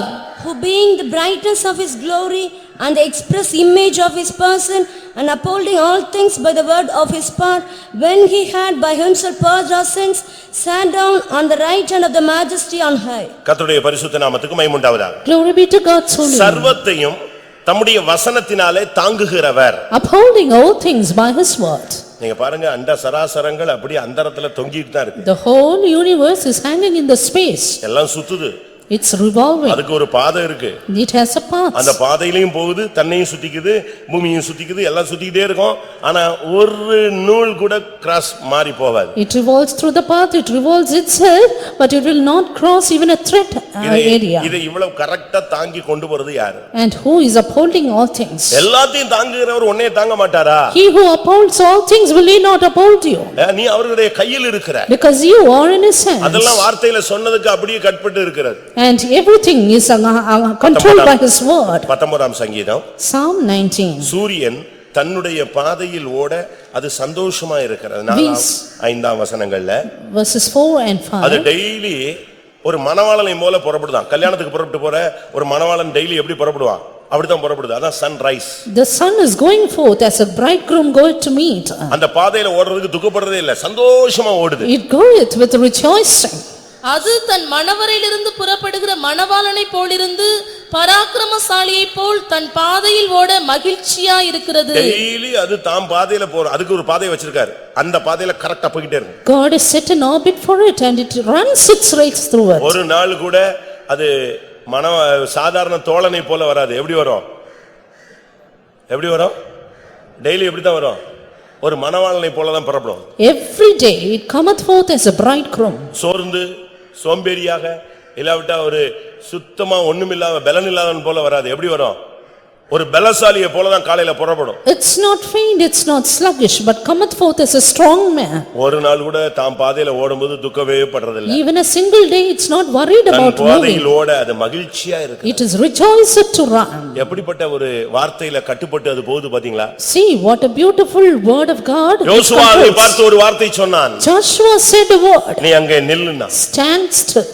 அது தேவனுடைய வார்த்தைங்கறனால அது அப்படியே நின்னுச்சு. And because it was the word of God, it stood there. எப்படிப்பட்ட ஒரு கீழ்ப்படிதல் அதுக்கு இருக்கு. What a good obedience it has. சர்வத்தையும் தன்னுடைய வசனத்தினாலே கர்த்தர் தாங்கிக் கொண்டிருக்கிறார். God upholdeth all things by his word. உன்னுடைய எந்த பிரச்சனையில நீ இருந்தாலும், Whatever be the problems you are in. இன்னைக்கு வரைக்கும் நீ நிக்கிறதுக்கு காரணம், நான் நிக்கிறதுக்கு காரணம் யாரு?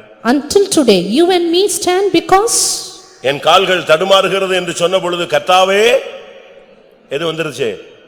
உம்முடைய கிருபை, உம்முடைய வசனம் அப்படியே நீ தூக்கி நிப்பாட்டிச்சு. when I said, Lord, my foot slippeth, your grace, your word held me up. உன்னை மேற்கொள்ள எத்தனை வல்லமைகள், So many powers to prevail you. எத்தனை செய்வனைகள், So many எத்தனை sorceries. ஏவல்கள், So many witchcrafts. எத்தனை பொறாமை சக்திகள், So many powers of envy. எத்தனை போட்டி சக்திகள், So many competitive எவ்வளவு powers. பிசாசு. So many devils. இதெல்லாம் தாண்டி நீ நிக்கிற, நான் நிக்கிறேன் அப்படின்னா சபை நிக்குதுன்னா அதுக்கு காரணம் என்ன? But you and me, the church has crossed everything because அந்த வசனம் உன்னை தூக்கி நிப்பாட்டி வச்சிருக்கு. that word is holding you up. ஆண்டவருடைய வசனம் உன்னை தாங்குகிறது. Word of God is upholding you. அதனால தான் இன்னைக்கு நீயும் நானும் நின்னுட்டு இருக்கோம். Therefore you and me stand சர்வத்தையும் today. தன்னுடைய வல்லமையுள்ள வசனத்தினால் தாங்குகிறவராய். He upholdeth all things by the word of his power. ஆண்டவருடைய வசனம் ஒரு மனுஷனை தாங்கலன்னா பிசாசு அப்படியே அவனை சப்ரஸ் பண்ணிடுவான், அழிச்சிடுவான். The word of God, if it upholds a man, it will suppress the power of the devil. 105ஆம் சங்கீதம் Psalm 105. 19ஆம் வசனம் என்ன செய்கிறது? Verse 19, what does it say?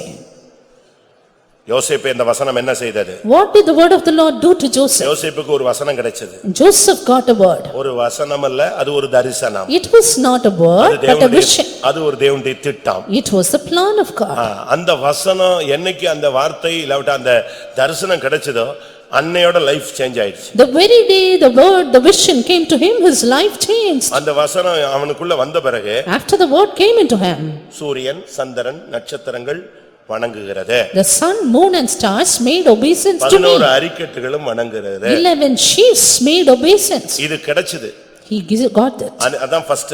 That was the first step. அந்த வசனம் கிடைச்ச அடுத்த செகண்ட்ல இருந்து The very second after he received this word, வசனம் ஸ்டார்ட் ஆயிடுச்சு, வேலையை ஸ்டார்ட் பண்ணி. it started its work. எப்படிப்பட்ட வேலை? What kind of work? வாசியுங்கள். கர்த்தர் சொன்ன வசனம் நிறைவேறும் அளவும் அவருடைய வசனம் அவனை புடமிட்டது. Until the time that his word came, the word of the Lord tried him. எப்படி இருக்குன்னு பாருங்க. Look at this.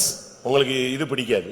You don't like this. வசனம் உருவாக்கணும், அப்படியே தூக்கிட்டு வரணும். என் நீதியின் கரத்தினால் உன்னை தாங்குகிறேன், உடனே அல்லேலூயான்றான். You don't like the word of God trying you and forming you. You just want to be upheld by it. நம்மளும் இப்போ பிரைவேட் பெண்டிகாஸ்ட் லைன்ல வந்துட்டோம். We have come to the independent Pentecostal church. ஹalleluya, ஆமென் அப்படினா உடனே ரைட், உடனே எல்லாரும் கைகளை தட்டுவோம் அப்படினு. கைகள் நீ சொல்லி தான் தட்டணுமா? நீயா ஆவியில் நிரம்பணும். You have to get filled in the spirit by your own. இப்ப நம்ம எல்லாரும் அந்த ஸ்டைல்ல வந்துட்டு இருக்கிறோம். But we are all coming to the IPC அதனால style. நமக்கு இந்த வசனம் ஒரு அற்புதம் செய்கிறது அப்படின்ன உடனே ஸ்தோத்திரம் ஸ்தோத்திரம் இன்னைக்கு நம்ம வந்த மாதிரி அற்புதம் நடக்க போகுதுமோ. ஆனா இந்த வசனம் இன்னொரு வேலையும் செய்யும். When we speak of the wonders, we just clap our hands and shout. கர்த்தர் சொன்ன வசனம் நிறைவேறும் அளவும் அது அவனை நடத்தினதுன்னு சொல்லல. என்ன சொல்லிருக்கு? அது அவனை புடமிட்டது. But the word of God, until it was fulfilled, it tried him. ஒரு பொன் நகையாக மாற வேண்டுமானா If a gold should become a jewel, அது அப்படியே உடனே அப்படியே சொன்ன உடனே வந்துராது. it cannot become as such. அதுக்கு ஃபர்ஸ்ட் process எங்க தான் போணும்? Right, the first process, நீங்க ஒரு நகைவே கொண்டு போய் கொடுக்கறீங்கன்னு வெச்சுக்கங்களேன். supposing you give your ornament. இந்த மாடல்ல செய்யுங்க அப்படின உடனே ஓகே இதோ அந்த மாடல் அப்படினா கொடுத்துறா. You ask them to make in a model, soon they do they give you that? அத வாங்கிட்டு எடகடெல்லாம் போட்டு கணக்கெல்லாம் சொல்லிட்டு அனுப்பிட்டு அவன் நாலு நாளா டைம் கேட்பான். அந்த டயத்துக்குள்ள அது எங்க ஃபர்ஸ்ட் process எங்க போய்டும்? ஃபர்ஸ்ட் எங்க தான் போணும்? அது உள்ள போயிர வேண்டியது, அக்கினிக்குள்ள போயிர வேண்டியது. They take it, weigh it, say the price of it, and within 4 days the first process they send it through the fire. வசனம் உனக்குள்ள வந்தா உன்னை புடமிடும். When the word of God comes into you, it will try you. மல்கியா 2 அதிகாரத்துல என்ன சொல்லி இருக்கிறது? Malachi 4:3. Malachi 3 அதிகாரம் 2-3 வசனங்கள்ல பார்க்கும் பொழுது Malachi 3:2 and 3 we see. அவர் உட்கார்ந்து வெள்ளிய புடமிடுறது மாதிரி தன்னுடைய ஜனத்தை புடமிடுவாராம். The Lord will purify his people like a refiner our purifier of silver. புடமிடுகிறவனா அக்கினி போல வருவார். And he will come as the fire. யோசேப்பு ஒரு நிமிஷம், யோசேப்பு பரிசுத்தவான். Joseph was some saint, ஒரு அருமையான ஒரு வாலிபன். a good youth. அது அவனோட லைஃபுக்கு நல்ல ஒரு சர்டிபிகேட் தான். And it was a good certificate for him. அவன் பரிசுத்தவான். He was a saint, பாவம் இல்லாதவன், a man without sin, தவறு இல்லாதவன், without mistakes, நல்ல ஒரு அருமையான பையன். good boy, நல்லது. good. ஆனா தேவன் அத விரும்பல. But the Lord did not want that. தேவன் அதோட அவன லைஃப ஒரு சாதாரண ஒரு பரிசுத்தவான்ங்கற லெவல்ல நிப்பாட்ட விரும்பாம அவனை சிங்காசனத்துக்கு கொண்டு போறதுக்கு அவர் ஆசைப்பட்டாரு. The Lord did not want him to stop with just that level, but wanted to take him to the throne. இப்போ நீங்க நினைக்கிறீங்க நான் என்ன தப்பு பண்ணேன்? Now what did I wrong? What mistake did I நான் commit? என்ன தப்பு பண்ணேன்? எனக்கு ஏன் இப்படி பிரச்சனைகள்? What mistake did I commit? So many ஏன் எனக்கு இந்த problems. காரியம் நடக்கல, இந்த காரியம் பேசல, இந்த காரியம் ஆகல. இப்படி நம்ம போராடிட்டே இருக்கிறோம். We keep என்ன on- தப்பு என்ன தப்பு என்ன தப்பு? யோசேப்பு என்ன தப்பு பண்ணான்? We keep on striving. What mistake did I commit? But what mistake did Joseph commit? ஆனா வசனம் வந்துகிட்டே இருக்கு. But the word of God came unto him. வசனத்தினுடைய நோக்கம் என்ன? What is the purpose of the word of God? உன்னை புடமிட்டு சிங்காசனத்துக்கு கொண்டு போணும். To refine you and take you to நீ the throne. பரிசுத்தவான் தான், நீ பாவம் செய்யல. True, you are a saint, sinless. அதோட உன்னை நிப்பாட்றது இல்ல, உன்னை சிங்காசனத்துக்கு கொண்டு போய் அழகு பார்க்கிறதுக்கு தெய்வம் விரும்புகிறார். Not stopping just with that, God wants you to see on the throne. இப்ப பாருங்க அவன் வீட்டை விட்டு வெளியே வர்றான், நேரா போன உடனே குழி. Coming out of his house, straight went to the pit.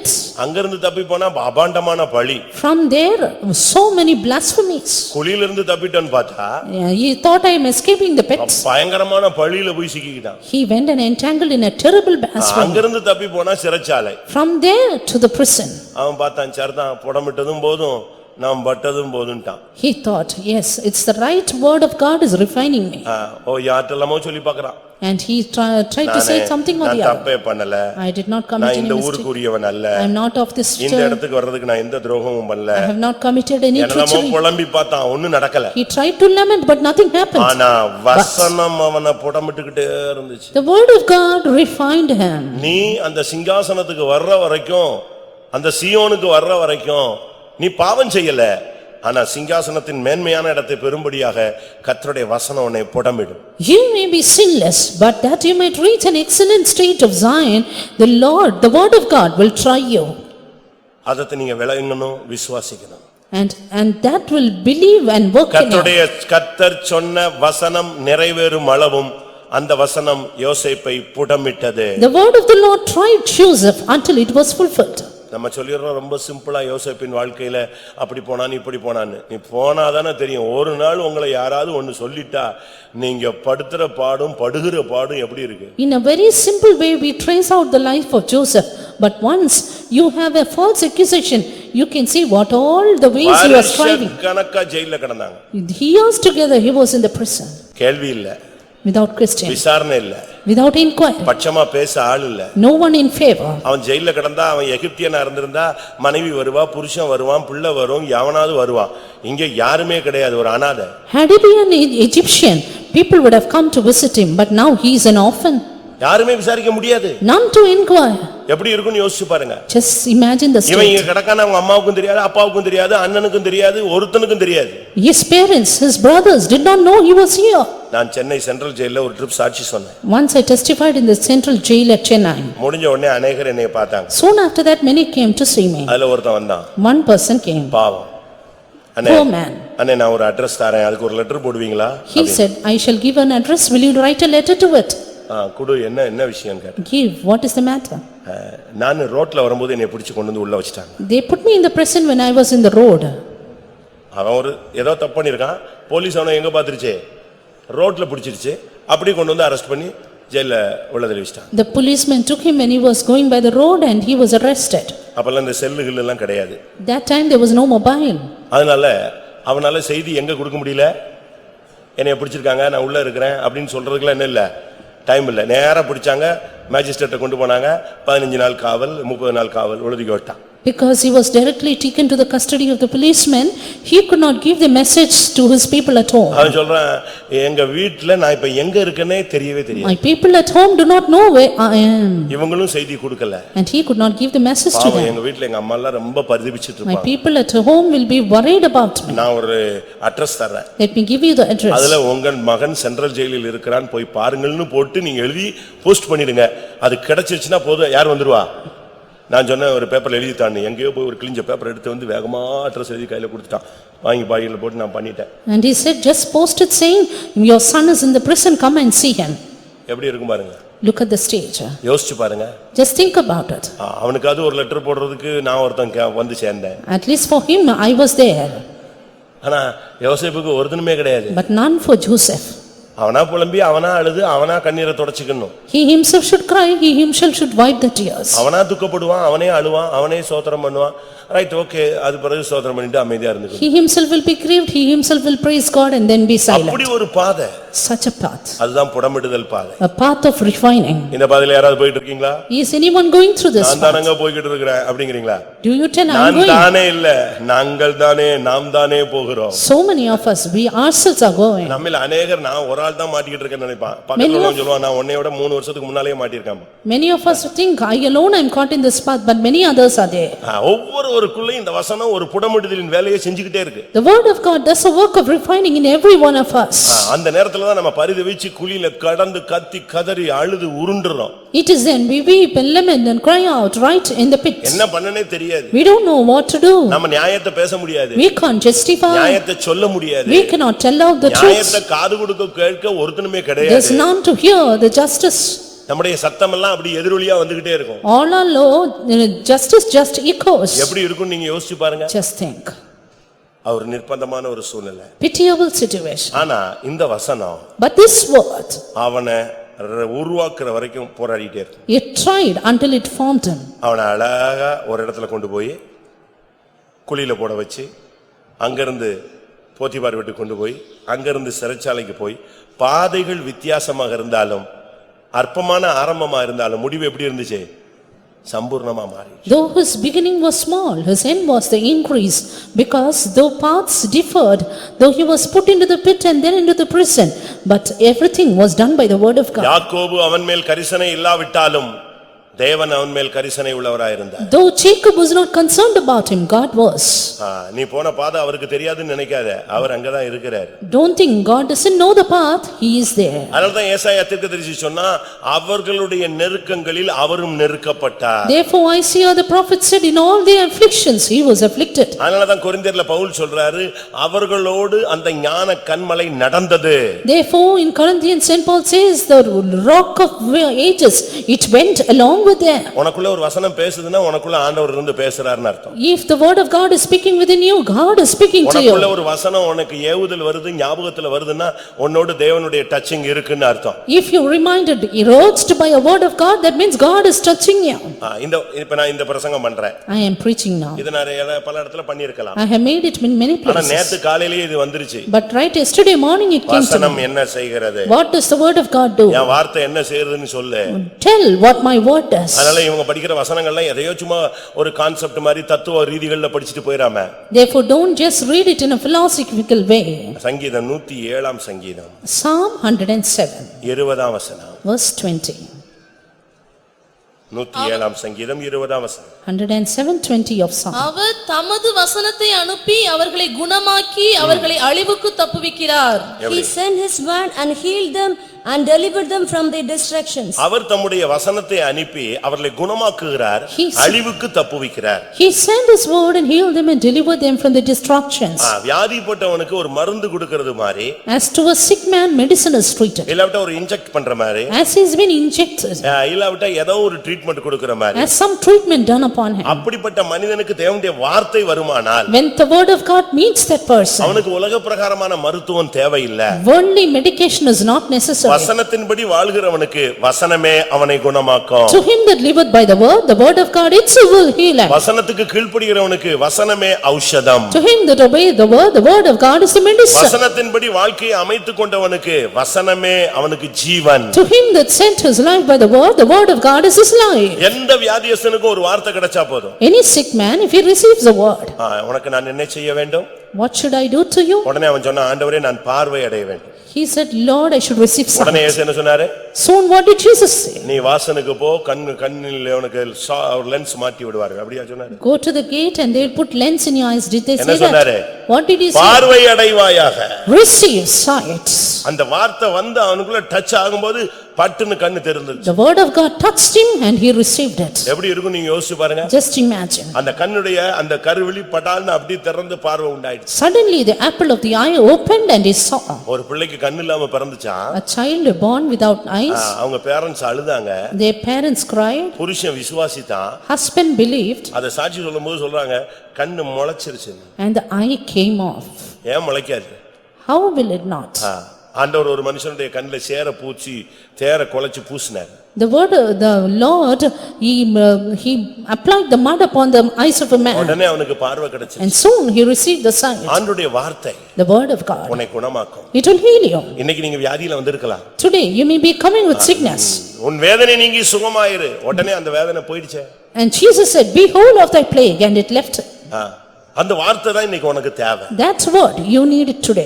ஆண்டவருடைய வசனத்தை வாங்கிட்டு போங்க. Receive the word of God. நான் உன்னை குணமாக்குவேன்னு ஒரு வார்த்தை கிடைச்சிருச்சுன்னா உனக்கு வியாதி சுகமாகுது ஆயிடுச்சு. If you receive the word, I heal you, you are healed. நான் உனக்கு வேலை கொடுத்துட்டேன்னு சொல்லிட்டா எவனுமே தடுக்க முடியாது. வேலை உனக்கு தான். If God says I have given you a job, no one can hinder, you will get it.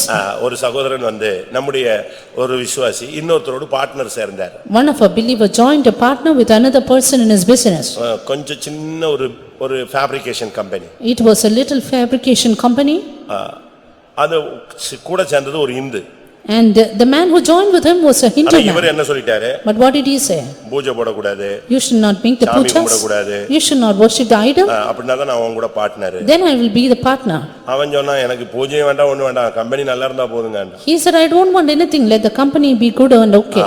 First contract okay. And first time it was okay. இப்படி ஒவ்வொரு கான்ட்ராக்ட்டுக்கு எடுக்கும்போது கொஞ்சம் கொஞ்சமா எடுக்கும்போது ஜெபிப்பாங்க. And one by one for every order and contract he used to pray for it. திருப்பி ஒரு பெரிய quotation கொடுத்து ஒரு கான்ட்ராக்ட்ல எடுத்தாங்க. And then another big quotation and a contract. அப்ப இவர் என்ன சொல்லிருக்காரு? Then what did he say? எங்க பிரதர் ஜெபிச்சா அப்படியே ஆகும்.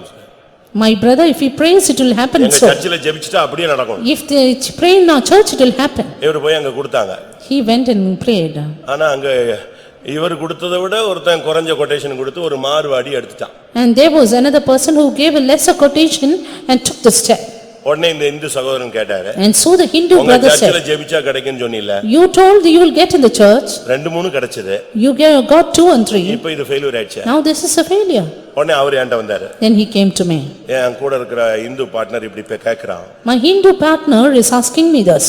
என்ன கேக்குறான்? What is he asking? ஜெபிச்சா கிடைக்கும்னு சொன்னீங்கல்ல, You told if you pray you'll get. எப்படி நம்ம கையை விட்டு போச்சு Why it is gone as a failure? அப்படின்னு கேக்குறான்டி ஏன்டா வந்து சொன்னார். And he came to me. நான் அது ஒரு பெரிய சீரியஸாவே எடுத்துக்கல, ஒண்ணுமே சொல்லல. I did not take it as a serious thing. உங்களுக்குன்னு இருந்துச்சுன்னா கர்த்தர் பிடிங்கி கூட கொடுப்பாரியா, போயிட்டு வான்னு சொன்னேன். If it is for you, the Lord will pluck and give it to you. இது அந்த நேரத்துல தேவனுடைய வார்த்தையா சொன்னது, அவ்வளவுதான். That time it was the word of God. அந்த மார்வாடி கான்ட்ராக்ட் எடுத்து He took that Mawadi ஒரு contract மாசம் வொர்க் பண்ணான். and he worked for 1 month. அதுக்கு பிறகு பார்த்தா அவனை காணோம். After that he was no more. என்ன நடந்துச்சுனே தெரியாது. Don't know what happened.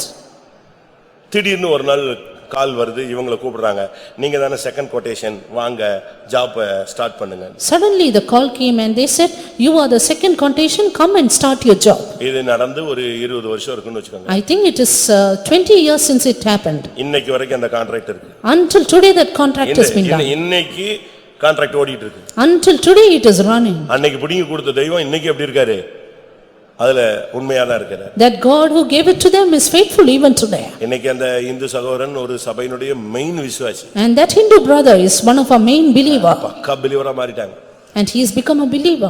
ரொம்ப முக்கியமான விசுவாசியா ஒரு சபையில ஒரு சென்டர்ல ரொம்ப டாப்ல இருக்காரு. Become a very important believer in a ஏன் center. இத சொல்றேன்? Why I tell you this is, வசனம் பொய் சொல்லாது. the word of God will not lie. அது உன்னை சிங்காசனத்துக்கு கொண்டு போற வரைக்கும் வந்துகிட்டே இருக்கும். It will keep on pursuing you until you reach the வியாதி throne. படுக்கையை மாற்றுகிற வரைக்கும் உனக்கு சரீரத்துக்கு ஆரோக்கியமாய் மாற்றும். It will come behind you until you bring it health for your body. அது ஒரு ஜீவன். It is life. அது உனக்குள்ள வரும். It will come into அது you. உன்னை குணமாக்கும். It will heal you. உன் பிராணனை அழிவிலிருந்து தப்புவிக்கும். It will save your soul from destruction. எப்பமோ எத்தனை மணி நேரமோ கொடுத்து 24 மணி நேரத்துல செத்து போயிடுறேன்னு சொன்ன விசுவாசிகள் இன்னைக்கு உயிரோட இருக்காங்க. And there are so many people who were nigh unto sick bed, death bed, and now they are still alive. 10 மணி நேரத்துல செத்துருவான், 24 hours 48 hours அப்படிலாம் சொன்னவங்க எல்லாம் இன்னைக்கு எங்க இருக்காங்க, உயிரோட இருக்காங்க. They were given a limit of 24 hours, 48 hours restriction, but they are still alive today. Pastor ernest அவர்கள் சிங்கப்பூர்ல பிரசங்கம் பண்ணிட்டு இருக்கும்போதே ஹார்ட் அட்டாக்ல அப்படியே சாஞ்சிட்டாரு, பிடிச்சு தூக்கி கொண்டு வந்து இறக்கி கொண்டு போயிட்டாங்க. Even as Pastor Ernest was giving the message in Singapore, he felt in a heart attack and he was taken away. டாக்டர்ஸ்லாம் வந்து செக் பண்ணாங்க. Doctors came and checked him. Famous டாக்டர்ஸ்லாம். Famous doctors. எல்லாம் பார்த்துட்டு சொன்னாங்க, இல்ல இவர் வந்து டைம் முடிஞ்சிருச்சு. They said his time is bad. அவ்வளவுதான், இவர் இனிமே எழும்ப மாட்டாரு. He will never more rise up. எல்லாம் சொல்லிட்டு போயிட்டாங்க. They went off. அடுத்த நாள் சாயங்காலம் இவர்தான் அங்க பிரசங்கம் ஸ்டார்ட் ஆகுது. Next evening he was to give the message there. இவர் செத்து போயிடுவாருன்னு சொல்லிட்டு போயிட்டு எல்லாம் டைம் முடிச்சிட்டு போயிட்டாங்க, இவர் எழும்ப மாட்டாருங்க, அவ்வளவுதாங்க, அப்படி மைல்டா போயிடுவாருன்னு. ஆனா எங்க இருந்தாரு அடுத்த நாள் சாயங்காலம் அதே ஸ்டேஜ்ல பிரசங்கத்துக்கு எழுப்பி நிக்கிறார். They said அவங்க டாக்டர்ஸ் எல்லாம் சொன்னாங்க, இந்த பெந்தேகோஸ்காரங்களே இப்படிதான் சொன்னாங்க. The doctor said the Pentecostal people are like this. See? ஏன்னா வசனம் அவர்களை என்ன செய்கிறது, குணமாக்குகிறது. Because the word of God heals them. அந்த வசனம் உனக்குள்ள இருக்கா? Is that word within you? ஒரு சின்ன டேப்லெட்டுக்கு உன் மேல அது மேல உனக்கு பயங்கரமான நம்பிக்கை. You have so much of hope in a little pill. இத போட்டுட்டா அப்படியே கொஞ்சம் தூங்கிடுவேன். And if I put it, then I will sleep. அத போட்டுட்டா கொஞ்ச நேரம் அந்த வலியாவது மறக்கும். If I intake it, then I can forget my அதை pain. விட சூப்பரான ஒரு மருந்து உள்ள வசனம் உனக்குள்ள இருந்துச்சுன்னா உடனே குணமாக்கிடும், திருப்பி போட வேண்டிய அவசியம் இல்ல. And if that superb word of God is within you, then you need not take the pill. It will do a definite தேவனுடைய work. வார்த்தை உன்னை குணமாக்கும். The word of God can heal you. அப்படி என்னை குணமாக்கி இருக்கு, வசனத்துல நின்ன வசனம் என்னை குணமாக்கி இருக்கு, அந்த எக்ஸ்பீரியன்ஸ் எனக்கு கடந்த காலங்களில் இருக்குன்னு சொல்றவங்க தயவு செய்து கை வைத்துங்க. நான் கேட்கிறது வசனத்தினால் குணமாக்கப்பட்டவர்கள், மற்ற எதின் மூலமாய் குணமாக்கப்பட்டவர்கள் அல்ல. Only those who are healed by the word of God, lift up your hands. வசனத்தினால் குணமாக்கும் சக்தி இருக்குங்கிறதை அனுபவிச்சவங்க கைகளை வைத்துங்க. Those who experience the healing power, lift up your hands. அல்லேலூயா. நான் ரோட்ல விழுந்து எழுந்திச்சு தாட இடெல்லாம் கிழிஞ்சு போயிடுச்சு எனக்கு. I had fell in the road, injured utterly, and even my bird was just torn apart. இத ரெண்டா கிழிஞ்சு போனதை ஒட்டுறதுக்கு வழி இல்லை, ஏன்னா ஒட்டினா கிழிஞ்சிருது, மறுபடியும் பிச்சிருது. And there was no other way to join it back because it was again and again broken. அதனால எனக்கு என்ன பண்ணிட்டாங்க, Therefore, இத ரெண்டையும் நிப்பாட்டணும்னா எப்படி தான் கட்டணும், நாடி கட்டு தான் போடணும். if both of them has to join, then I had to be bound on my skull. செத்தவங்களுக்கு போடுவாங்க இல்லையா, As they do it for the dead ஏன்னா people. இது நிக்கவே மாட்டேங்குது. Because it is not standing. இங்க கிழிஞ்சு தொங்கிடுச்சு. It was just torn apart. பெரிய pastor வந்து சென்டர் பாஸ்டர் சொன்னாரு, எப்படியாவது அவனுக்கு தையல் போட்டுருங்க. Sender pastor said, somehow we'll put stitches. ஏன்னா அவன் தொழிலே பிரசங்கம் தான். Because his occupation itself is சாகிற message. வரைக்கும் அவன் இந்த வார்த்தையை சொல்லித்தான் என்ன செய்யணும், சாவணும். And until his end, he has to say the word அந்த of God and வார்த்தையை die. சொல்ல முடியாம தாட கிழிஞ்சிருச்சு. அதனால எப்படியாவது தையல கண்ணை மூடி போட்டுருங்கங்கறாங்க. Because the jaw is broken, somehow stitch it up. எனக்கு பேச முடியாது. I could not speak. குடிக்க முடியாது. I could not drink. சாப்பிட முடியாது. I could not eat. பல் விளக்க முடியாது. I could not brush. ஒண்ணுமே பண்ண முடியாது. I could not do anything. முகமெல்லாம் வீங்கி போச்சு. Face is swollen up. கூட்டத்துக்கு போக முடியாது. And could not go to the ஒரு meeting. 3 வாரமோ 4 வாரமோ நான் கூட்டத்துக்கு போகல. 3 or 4 weeks I did not attend the meeting. அதுக்கு பதிலா பாஸ்டர் ஜான் பால் அப்போ சென்ட்ரல்ல ஹெட் குவார்ட்டர்ல இருந்ததனால அவர் 2 கூட்டம் எடுத்தார். Instead of me, Pastor John Paul came and took the meetings. நானு என்னைய பார்க்கிறதுக்கு பேசுறதுக்கு அனுமதி இல்ல, பேசுறதுக்கு சக்தியும் இல்ல. And there were no one permitted to meet me and I had no power to speak. போட்டு நாடி கட்டு போடுவாங்க. ஜன்னல்ல எல்லாரும் பார்த்துட்டு ஓன்னு அழுதுட்டே போவாங்க. என்ன செத்து விட்டாரா இப்படி கட்டி வச்சிட்டாங்க. People seeing me through the window, they see me and cry and go away. பேச முடியாது. I could not speak. ஒரு பெரிய சிஸ்டர் பார்க்க வந்தாங்க. One elder sister came to see me. அவங்க டபால்னு ஒரு கோரஸ் ஸ்டார்ட் பண்ணிட்டாங்க. Suddenly she started a chorus. தோஷமாயிட்டு என்னோடென்றும் என்றே தாதன் செய்கை இல்ல, என்னை அவன் அடிச்சாலும் அவன் என்னை ஸ்நேகிக்குந்தான். ஆஹா, அப்ப ரோட்ல அடிச்சிட்டாரு போல் இருக்குன்னு நான் உட்கார்ந்து ஓன்னு அழுதுகிட்டே இருந்தேன். Even if my Lord will beat me, he does it for me with love. ஒரு டாக்டர் வருவார், நம்ம விசுவாசி. One doctor, a believer came. என்ன பண்ணலாம்னு அவருக்கு ஒண்ணுமே ஓடல. What he did not understand what to do. தையல் எப்படி போடுறது? How to stitch. ஏதாவது பெயின் கில்லர் கொடுக்கணும். இல்லனா மாட்டுக்கு தச்ச மாதிரி தச்சிர முடியுமா படபடன்னு? And how can we do that without giving the painkiller? என்ன பண்றது? Somehow what to do? பார்க்கலாம் பாஸ்டர் அப்படினு போயிட்டாரு அவர். And he said, let me see, and go went away. நான் ஏற்கனவே உங்களுக்கு சொல்லியிருக்கேன். I had already told எனக்கு this. என்ன பண்ணனே தெரியல. I did not know what to do. ஊழியத்துக்கு 10 வருஷம். 10 years after. 12வது வருஷம். 12th year after coming to the என்ன ministry. பண்ண? What to do? இப்படி ஆயிப்போச்சு நம்ம நிலவரம். It's like this, my state. ஆனா அது எல்லாரும் வெளிய போன பிறகு After everyone went out, bedsheet இழுத்து மூடிட்டு I took off my bed sheet fully. உண்மையாய் ஆண்டவர்ட்ட அழுதேன். And then I started to cry. எதுக்கு அழுதேன் தெரியுமா? You know why I cried? பேதுரு ஒருத்தன் காதை வெட்டினான். Peter cut one person's ear. ஒட்டுனீங்களா? Did you stick it back? ஒட்டுனது உண்மையா? If it is true. அது உண்மைன்னா If it இது is இப்போ true, ஒட்டணும். then today paste it back. என்ன பண்ணுவீங்கன்னு எனக்கு தெரியாது. Don't know Lord what we will do. அது நடந்தது உண்மைன்னு நான் விசுவாசிக்கிறேன். அது உண்மைன்னா அவன் காதை ஒட்டுனது துண்டா கீழே விழுந்த காதை ஒட்டுனீங்கன்னா இந்த கிழிஞ்சு போன தாடையை ஏன் ஒட்டக்கூடாது? If that ear that is cut off, it was pasted again. Why not my jaw? அவ்வளவுதான். ஒரு 10 நிமிஷம் அழுதுட்டு ஆண்டவர்ட்ட ஒப்பு கொடுத்து 10 minutes I cried and surrendered. காலையில திருப்பி டாக்டர் பாஸ்டர்ஸ் எல்லாரும் வராங்க திருப்பி. Again in the morning, doctor and pastors அப்ப came. திரும்பியும் சொல்றாரு என்னப்பா பண்ணலாம்னு டாக்டர்ட்ட பாஸ்டர் கேக்குறாரு. Pastors asking, what shall we do? Pastor கொஞ்சம் வெயிட் பண்ணலாம் பார்க்கலாம் pastor. Doctor said, let us wait and see. இப்படியே ஒரு 2-3 நாள் போயிடுச்சு. 2-3 days dragged off. அதுக்கு பிறகு பாஸ்டர் என்ன எப்படி இருக்குன்னு கேட்டாரு. Then pastor asked, how are you? அதுதான் நான் அழுத உடனே ஒட்டிருச்சே. Yes, it stuck again. நான் எப்போ அழுதனோ அப்ப எது என்ன ஆயிடுச்சு? ஒட்டிருக்கா இல்லையா? The time that I cried, my jaw ரொம்ப joined. ஷார்ப்பா பார்த்தா தெரியும் இதுல இருந்து இது வரைக்கும் அடிச்சு கிழிஞ்சது.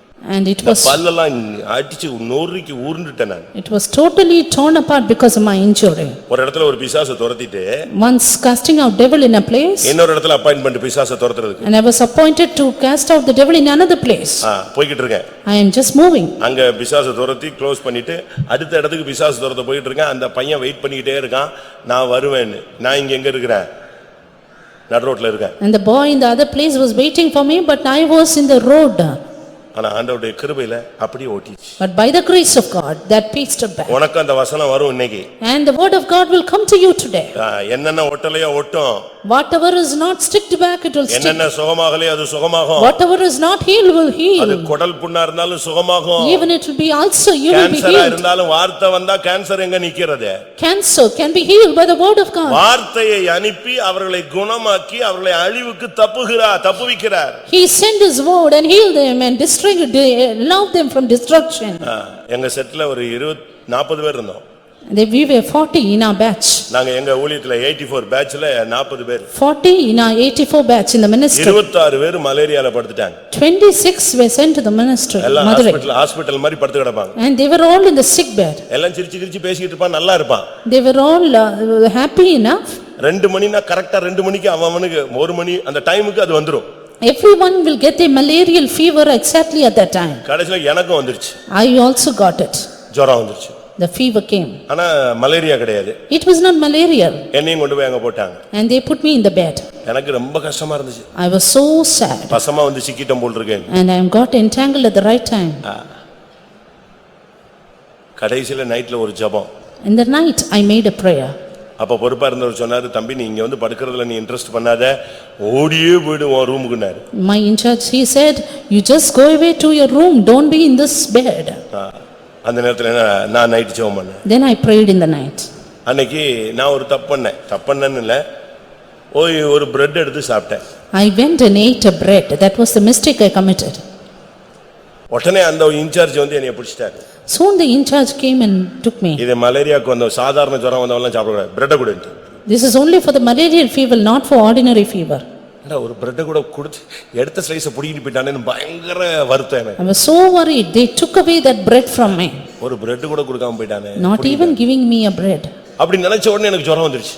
Then soon that fever started. உடனே அவர் வந்து வேகமா வந்து பால்லாம் அடிச்சு கொடுத்தாரு. நான் சொன்னேன் பாலும் வேண்டாம் பிரெட் வேண்டாம், நீ முதல்ல தள்ளி போயிடு. உன்னாலதான் இப்ப திருப்பி ஜுரம் வந்துருச்சு எனக்கு. Then they brought back the bread to me. I said, you just go away, because of you I am now in ஒரே fever. ஜெபம் தான் இயேசுவின் நாமத்திலே. Then I prayed in Jesus' name. அதோட அந்த மலேரியாவாது ஜுரம் எல்லாம் ஓடி போயிடுச்சு. நான் With that, என் ரூமுக்கு போயிட்டேன். the malarial fever fled away and I went to my room. உனக்கு ஒரு வசனம் இன்னைக்கு வரும்னு நான் விசுவாசிக்கிறேன். I believe the word of God is sent to you. நீ வியாதியோடயே வருஷக்கணக்கா சுத்திட்டு இருக்கற. How many years with your sickness? இன்னைக்கு கர்த்தர் உனக்கு ஒரு வார்த்தை கொடுப்பார். Today God will send a word. எந்த வியாதியோ இயேசுவின் நாமத்திலே அது உன்னை விட்டு வெளியே போகணும். Any sickness in the name of Jesus which our be cast வசனத்தை out. அனுப்பினால் அது உன்னை குணமாக்காமல் திரும்பி போகாது. கர்த்தர் கேட்பாரு, நான் ஒரு வார்த்தை அனுப்புனனே நீ அவனை குணமாக்குனியான்னு யாரை கேட்பாரு? வசனத்தை கேட்பாரு. If he sends a word, it will not return without healing you, because the Lord will ask it. அவர் தேவாலயத்துக்கு ஜெபாலயத்துக்கு வந்தால் கூனியை நிமிர வைக்காமல் போக முடியாது. If he comes to the temple, then he cannot but raise up the our bow down. தேவாலயத்துக்கு வந்தால் குஷ்டரோகியை சுகமாக்காமல் திரும்பி போக மாட்டார். If he comes to the temple, he cannot but heal the leper. தன்னுடைய வேலையை முடிக்காம அவர் திரும்பி போக முடியாது. It cannot return without doing its work. 119ஆம் சங்கீதம் Psalm 190, 130ஆம் வசனம். verse 130.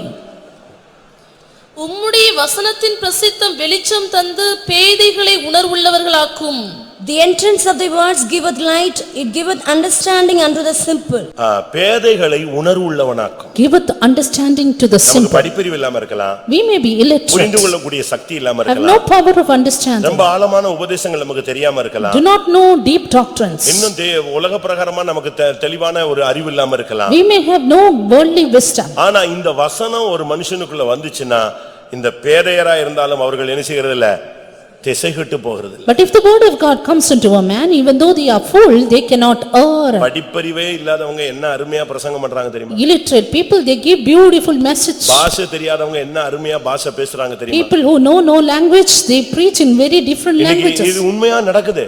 That happens for true. பேதைகளை உணர்வுள்ளவர்களாக மாற்றுகிறது. பேதைகளை திசைகெட்டு போக விடாமல் மாற்றுகிறது இந்த வசனம். The word of God giveth understanding to the simple and make the fools not to err. ஒண்ணுமே தெரியாதவன் இன்னைக்கு எவ்வளவோ அருமையான வார்த்தைகளை பேசுறாங்க. People who do not know anything give beautiful word of God. நீங்க உலகத்துல அறிவாளிகளை படிச்சு பாருங்க. Look at the wise people of the world. அவங்க எல்லாம் ஒரு காலத்துல படிப்புல பேதமையாக இருந்தவங்க தான். They once were simple in their அறிவில studies. குறைவானவர்களாக தான் இருந்தாங்க. They lacked in the understanding. ஒண்ணுமே இல்லாதவங்க தான். They were out of nothing. பேதுரு பிரசங்கம் பண்ணாரு. Even Peter preached. எல்லாருக்கும் ஆச்சரியமா இருந்துச்சு. Everyone marveled. எப்படிப்பா இப்படி பிரசங்கம் பண்றாரு? How could he speak so much? அந்த வசனத்தோட இந்த வசனத்தை கோட் பண்றாரு. And he quotes that verse. எப்படி முடிஞ்சது?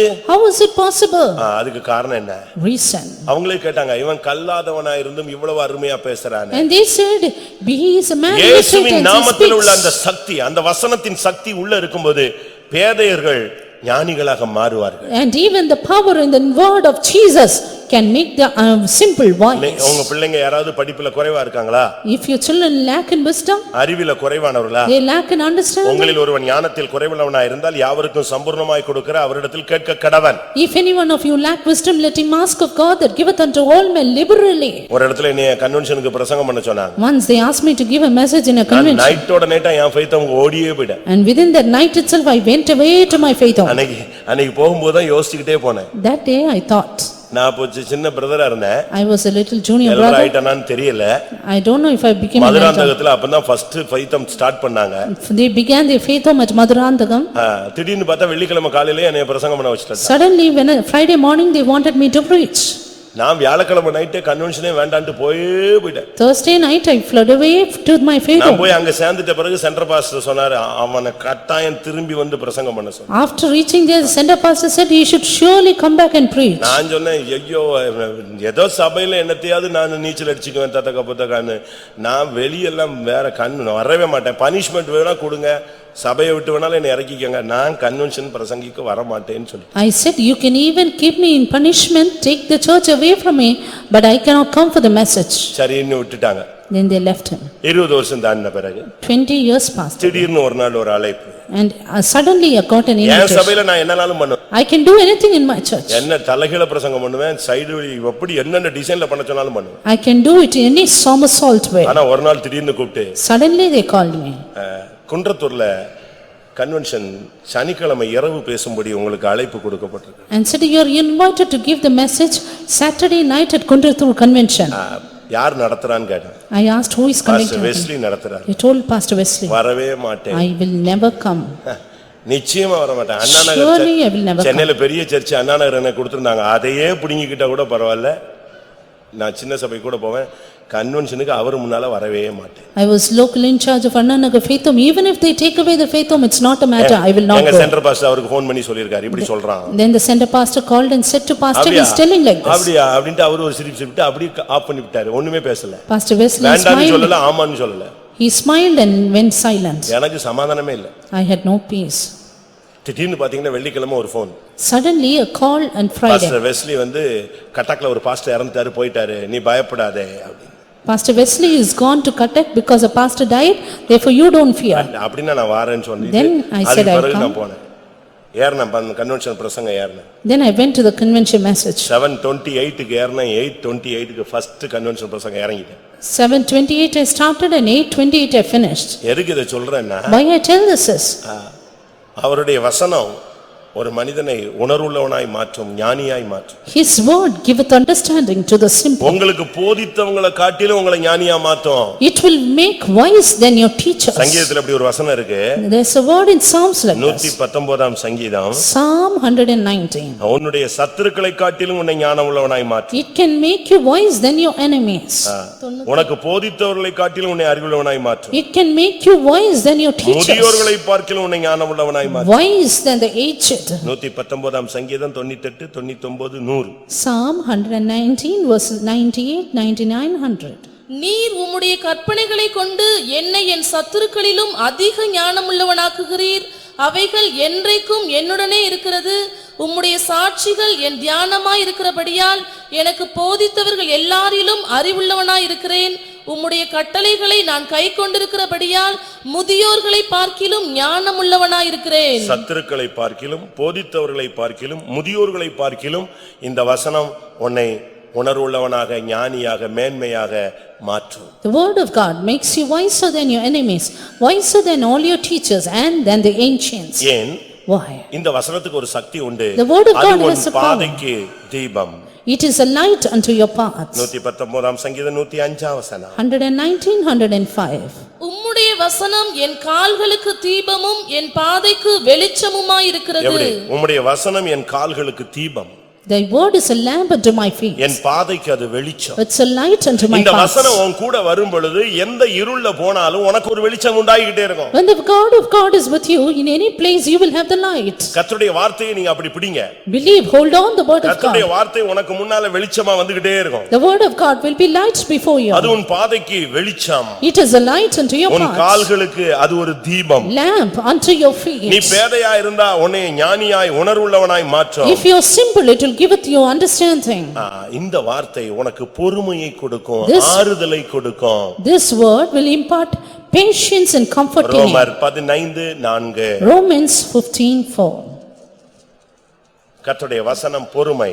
The word of God giveth patience. தேவ வசனத்தினால் உண்டாகும் பொறுமையினாலும் ஆறுதலினாலும் தேவ வசனத்தினால் ஒரு மனிதனுக்கு பொறுமை அடுத்து ஆறுதல். Man of God gets patience and comfort through the scriptures. இங்க இருக்கிற எல்லாருமே ஷார்ட் டெம்பர் பார்ட்டி தான். All of you seated here are short tempered. இல்லனா உங்களை இங்க கொண்டு வந்திருக்க மாட்டார் நான் விசுவாசி. Or else I believe the Lord would not have brought you here. நம்ம எல்லாம் வெளிய இருந்தா எங்க இருப்போம்? If you were outside, how would I have been? ஒரு கூட்டத்துல ஒரு பாஸ்டர் கேட்டார், நீங்கள் எல்லாம் இப்பொழுது ரட்சிக்கப்படாமல் இருந்தால் எங்கே இருப்பீர்கள்? உடனே ஒருத்தர் சொன்னார், நான் ஜெயிலில் இருப்பேன். In one meeting, one pastor asked, if you had not been saved, where you would have been? ஏன்னா நான் ரட்சிக்கப்படலைன்னா நான் பாவிகளிலே யாரு? பிரதான பாவியா இருப்பேன். Then a pastor said, if I had not been saved, I would have been in the prison. அப்ப ஒரு குற்றவாளி எங்க தான் இருக்க முடியும்? ஜெயில்ல தான் இருக்க முடியும். A man accused should have been in the jail. தேவனுடைய வார்த்தை ஒரு மனுஷனுக்கு இருந்தா, if the word of God is in a person, அவனை அப்படியே பொறுமைசாலியா மாத்திரு. it will make him patient. கோபம் வர மாட்டேங்குது. No anger, டென்ஷன் ஆக மாட்டேங்கறான். no tension. அப்படியே அவனை கண்ட்ரோல் பண்றான். Ultimate control. ஸ்தோத்திரம் பண்றான். Praises God. பல்ல கடிச்சுக்கறான். Many are saved. எனிச்சு வெளிய போயிடுறான். And he gets up and கண்ணை goes. மூடிக்கறான். He closes his eyes. முழங்கால் போட்டுக்கறான். Bees on his knees. அடுத்த ரூம்ல போய் கதவை பூட்டிடுறான். Then he shuts up the door. அந்த வசனம் என்ன செய்யுது அவனை? ட்ரிப் பண்ணி அவசரப்படாத கொஞ்சம் இரு. இது யார் பண்றது? Because the word of God is urging him to have patience. அந்த கட்டுப்பாட்டுல இருந்து இப்படி நடத்தும். அதே நேரத்துல பிசாசு கட்டுப்பாட்டுல இருந்தேனா விட்டுறாத. அவன் எப்படி உன்னைய கேட்க நீ எதுக்கு இப்படி ஏமாந்த மாதிரி இருக்கிற? பேசு, 2 வார்த்தை பேசு போதும், முட்டிரலாம் அப்படிங்கும். இதெல்லாம் யாரு? At the same time, if you are in the control of the devil, he will say, do tit for tat and never spare others. தாவீது வருகிறான். David came. சீமையை தூசிக்கிறான். Shimei blasphemed. இரத்தப்பிரியனே தொலைஞ்சு போ. He said, bloody man be lost. கல்லையும் மண்ணையும் அள்ளி தூக்கி எறிறான். He splashed those sand upon him. தாவீதுக்கு என்ன பண்ணனும்னு தெரியல. David did not know what to do. அப்படியே பல்ல கடிச்சிட்டு ஸ்தோத்திரம் பண்ணிட்டு போயிட்டே இருக்கான். He gnashed his teeth, praised God and went away. Abishai பக்கத்துல நின்னான். Abishai was there. என்ன இப்படி தலைய குனிஞ்சிட்டு சும்மா போறீங்க? Why are you going like this? அவன் உங்களை தாங்க பேசுறான். He is speaking against you. நீங்க என்ன பொறுமைசாலியா? And are you so more patient? சரி அப்ப நீ சும்மா இரு. Then you keep silent. அந்த செத்த நாயை நான் இப்ப தலை துண்டா எடுத்துறேன் பாரு. I will cut off the dead dog. அதுக்கு தாவீது என்ன சொன்னா? David, what did he say? சரி தலை எடுத்துரு அப்படினா சொன்னா? Did he say, okay, do it? என்னைய தூசிக்கிறதுக்கு அவனை சொல்லி தெய்வம் அனுப்பி இருக்காரா? God has sent him to blaspheme me. அவனை இயேசுன்னு சொல்லி அவர் அனுப்பி இருக்கார். நான் என்ன பண்றது? And he has sent him, what should I do? அமைதியா இருந்தான். Then be silent. அன்னைக்கு அமைதியா போனனால என்ன நடந்துச்சு? What happened because he was silent? திரும்பி வரும்போது ஃபர்ஸ்ட் வந்து முகங்குப்புற விழுந்தது யாரு? Who fell down on his face first? இதே சீமை. The same Shimei. வசனம் உங்களை கடிவாளம் போட்டுருக்கா? Has the word of God bridled you? புருஷன்ட்ட சண்டை போடும்போது, when you fight with your husband, மனைவிட்ட சண்டை போடும்போது, struggle with your wife, பக்கத்து வீட்ல சண்டை போடும்போது, when you fight with your neighbors, உன்னை காரி துப்பும்போது, when they spit at you, உன்னை பிடிச்சு இழுக்கும்போது, when they drag you, உன்னை ஏசும்போது, when they get angry to you, வசனம் எனக்கு பொறுமையை தந்திருக்கிறதுன்னு சொல்றவங்க கை வைத்துங்க. those who say the word of God makes me patient, lift up your hand. என்ன சிஸ்டர்ஸ்ல எல்லாருக்கும் கை இருக்குல்ல, சாப்பிடுறதுக்குலாம் எல்லாம் கையில இருக்கு. டவுன் ஆயிடுச்சு. ஏன்னா இவங்களுக்கு தான் பயங்கர பிரச்சனைகள். ஏன்னா நீங்கெல்லாம் வெளியே போயிடுறீங்க, அவங்க வீட்டுக்குள்ளேயே இருந்து சண்டை போட்டுட்டே இருக்காங்க. Because they have their problems, they pick up their quarrel in their house. வசனம் உனக்கு பொறுமையை கொடுக்கணும். பொறுமை இருந்தாதான் அந்த வசனம் ரெண்டாவது எதை கொடுக்கும்? உனக்கு ஆறுதலை கொடுக்கும். The word of God should impart patience in you and then comfort. வசனம் உன்னை கண்ட்ரோல் பண்ணட்டும், ஒரு கடிவாளம் போடட்டும். Let the word of God control you, bridle you. பேசுறவன் எல்லாம் பேசட்டும், தூசிக்கிறவன் எல்லாம் தூசிக்கட்டும். All those who blaspheme, let them do it. வசனம் உனக்குள் இருந்தால் உன்னை பொறுமைசாலியாய் மாற்றும். But the word of God will make you patient. பரிசுத்தவான்களுக்குன்னு ஒரு பொறுமை இருக்கு. There's a patience of the saints. அந்த பொறுமையை நீ காத்துக்கொள்ள வேண்டியது அவசியம். And you need to keep it up. உடனே உன்னை கோலன்னு சொல்லுவாங்க, உனக்கு ரத்தம் ஓடுதா, சாக்கடை ஓடுதாம்பாங்க, நீ என்னத்தை சாப்பிடுறாம்பாங்க, என்னெல்லாமோ சொல்லுவாங்க. They will say you are a coward. They will say the gutter is running in you. நான் ரட்சிக்கப்பட்ட புதுசுல, when I was newly saved, அப்பலாம் +2, I was in +2, அந்த டயத்துல எங்க அண்ணனை வெட்டிட்டாங்க. and they cut off my brother. ஒரு ஹோட்டல்ல தூத்துக்குடி பஸ் ஸ்டாண்டுக்குள்ள வச்சு வெட்டிட்டாங்க. They slew him in a hotel in Thoothukudi bus stand. எப்படியோ தப்பிட்டாரு. Somehow he escaped. நைட் 12 மணிக்கு எங்க கதவை தட்டி சொல்றாங்க, இப்படி அண்ணனை வெட்டிட்டாங்க. Night 12 o'clock they informed me the message, my brother was slain. நானும் எங்க அம்மாவும் போறோம், ஜிஹெச்சுக்கு போறோம். I and my mother went to GH. எங்க அண்ணன் ஆபரேஷன் தியேட்டர்ல இருந்து வெளியே வர்றாரு. My brother was coming, brother's body was brought out of the operation theater. அவ்வளவு தையல் போட்டுருக்கு, அவ்வளவு வெட்டு வாங்கி இருக்கிறாரு, ஒரு 40 இடத்துல வெட்டு, அப்படியே எந்திரிச்சு வெளியே வர்றாரு அவரு. நானும் எங்க அம்மாவும் பார்த்தோம். In 40 places he was cut, so much injuries, and I and my mother saw it. எங்க அம்மா ஏன்டா இப்படி எல்லாம் பண்ற அப்படினா, He said, my mother said, why are you doing சரி this? நடந்து போச்சு விடுங்க அப்படின்ட்டு போறேன். All that has happened is gone. அடுத்த நாள் அவருக்கு எல்லா ட்ரீட்மெண்ட்லாம் எல்லாம் ஏற்பாடு பண்ணிட்டு நானு காலையில எழுந்திருச்சு ஸ்கூலுக்கு போய் விட்டேன். The next day I went up to school in the morning. காலையில தான் எங்க பெரிய அண்ணனுக்கு தெரியும். My elder brother knew it then in the our morning. ஒரு 15-20 பேரை ஏத்திக்கிட்டு ஒரு 3 கார்ல கத்தி கித்திலாம் போட்டு வெட்டுறதுக்காக சுத்துறாரு தூத்துக்குடி முழுசும். He was roaming அவன் about ஓடியே போட்டாங்க. Tuticorin to slay that murderer, but he had fled away. வந்த உடனே என்னைய தேடினாரு. And then he came to me. எங்க சின்னவன எங்க? Where's that little boy? அவன் ஸ்கூலுக்கு போயிட்டான். He's gone to school. நைட்டே வெட்டிருக்கானுங்க. இவன் நைட்டே வெட்டிருக்க வேண்டாமா? And should he not cut him that night itself? அவனுக்கு என்ன ரத்த ஓடுதா சாக்கடை ஓடுதான்னு தெரியலையே. I don't know if gutter is running instead of blood. எப்படி ஸ்கூலுக்கு போலாம்? How can he go to school? நைட்டே அவனுங்க தப்பிருக்க மாட்டானே. இவன் துணிஞ்சு போயிருந்தானே எத்தனை பேரை வெட்டிருக்கலாம். The man would not have escaped that night. He could have slain many others. என் மண்டையில அது ஓடவே இல்ல. அப்போ இப்ப கூட ஓடிடுமோன்னு தெரியல. அப்போ ஓடவே இல்ல. That did not run in my mind at all. அப்போ சுத்தமா நான் அப்படியே பைபிளும் கையுமா சுத்திக்கிட்டு இருந்த time. At that time I was just moving about with the Bible. வசனம் உனக்குள்ள இருந்தா உன்னை கண்ட்ரோல் பண்ணும். If the word of God is in you, it will control you. பண்ணுதா? Yes, it's. பண்ணலன்னா வசனம் உனக்குள்ள வேலை செய்யலன்னு அர்த்தம். Else the word of God is not working in you. வசனத்தை வீட்ல எல்லாம் ரொம்ப எழுதி போட்டுருக்கீங்க, நல்லது. You have so many verse boards in your houses. புகழ்ச்சியுமாய் வைப்பேன். I will make you a praise and a name in the இனிமே எழுதி earth. போடு, வசனம் உனக்கு பொறுமையை கொடுக்கும். And write down, the word of God will give you patience. ஒரு வசனம் இருக்கு யாக்கோபுல, அருமையான வசனம். அதை பிடிச்சி Beautiful. பெருசா போர்டு போட்டு எழுதி எல்லாரும். Beautiful verse in James, write down in a big board. என்ன வசனம் அது? அது உங்களுக்கு பிடிக்குமான்னு தெரியல எனக்கு. 1:19. 1:19. ஆகையால் என் பிரியமான சகோதரரே, யாவரும் கேட்கிறதற்கு தீவிரமாயும் பேசுகிறதற்கு பொறுமையாயும் கோபிக்கிறதற்கு தாமதமாயும் இருக்க கடவர்கள். அதாவது கேட்கிறதுக்கு தீவிரம்னா ஊர் கதையெல்லாம் கேட்கிறதுக்கு தீவிரம் அல்ல. Not swift to hear the worldly things. கர்த்தருடைய வார்த்தையை கேட்கிறதுக்கு தீவிரமாயும். Swift to hear the word of God. அடுத்து பேசுகிறதுக்கு பொறுமையா இரு. Slow to speak. கோபிக்கிறதுக்கு தாமதமா இரு. And slow to wrath. அதுதான் ஆவிக்குரிய வாழ்க்கையில உனக்கு வசனம் உனக்குள்ள இருந்துச்சுன்னா உன்னை பொறுமையாய் ஆறுதலாய் மாற்றும். If the word of God is in you, it will give you patience யாருமே and உனக்கு comfort. ஆறுதல் கொடுக்க மாட்டாங்க. இந்த வசனம் உன்கிட்ட பேசும்போது நீயா உட்கார்ந்து அழுது, நீயா ஆறுதல் அடைஞ்சு, நீயா சமாதானம் அடைஞ்சு, நீயே பூஸ்ட் ஆகி எழும்பிடுவ. None will be there to comfort and console you, but if the word of God is in you, it will comfort you and you will rise up. அதுதான் தேவனுடைய வார்த்தை. This is the word of God. யாரும் உனக்கு ஆறுதல் கொடுக்க முடியாது. None can comfort you. அழுதுகிட்டே இருப்ப. You will keep on crying. கதவை பூட்டிக்குவ. You will close the door. என்ன பண்ணனும்னு தெரியாது. You do not know what to do. ஒரு வார்த்தை வரும். A word will come. அந்த வார்த்தை உன்கிட்ட பேசும். That word will speak. நீ முழங்கால் போடுவ. You will be on ஒப்பு knees. கொடுப்ப. You will surrender. அப்படியே உன் கண்ணீரை அந்த வசனம் தொடச்சும். And then it will wipe your tears. இதத்தான் நீங்க பிராக்டீஸ் பண்ணணும். Practice this ஐயோ kind. நான் கஷ்டப்பட்டேன், எங்க அக்கா வரல, எங்க அண்ணன் வரல, இந்த பாஸ்டர் கூட வராம போயிட்டார் இந்த ஆளு, இப்படிலாம் நீ சொல்லிட்டு இருக்க வேண்டாம். வசனம் வரும். You need not say, nobody came to console me and comfort உன்னை me. இரவும் பகலும் உன்னை ஃபாலோ பண்ற ஒரு வசனம் இருக்கு. அது அனுப்பின காரியத்தை செஞ்சுட்டு தான் போகணும். But there is a word of God that follows you day and night and it will accomplish its matter. வெளிப்படுத்தல் 12:11 வசனத்துல Revelation 12:11. இந்த வசனத்தை கையில எடுத்துட்டு நீ ஜெயிச்சிருவ. If you take this word of God, you will overcome. மரணம் நேரிடுகிறதா இருந்தாலும் அதற்கு தப்பும்படி தங்கள் ஜீவனையும் பாராமல் ஆட்டுக்குட்டியின் இரத்தத்தினாலும் தங்கள் சாட்சியின் வசனத்தினாலும் அவனை ஜெயித்தார்கள். And they overcame him by the blood of the Lamb and by the word of their testimony, and they loved not their lives unto the death. இந்த வசனம் உன கூட இருந்து உன்னை சத்துருவை ஜெயிக்க வைக்கும். If the word of God is with you, it will make you prevail the enemy. ஆண்டவரே கொடி ஏற்றுவேன்னு சொன்னீரே.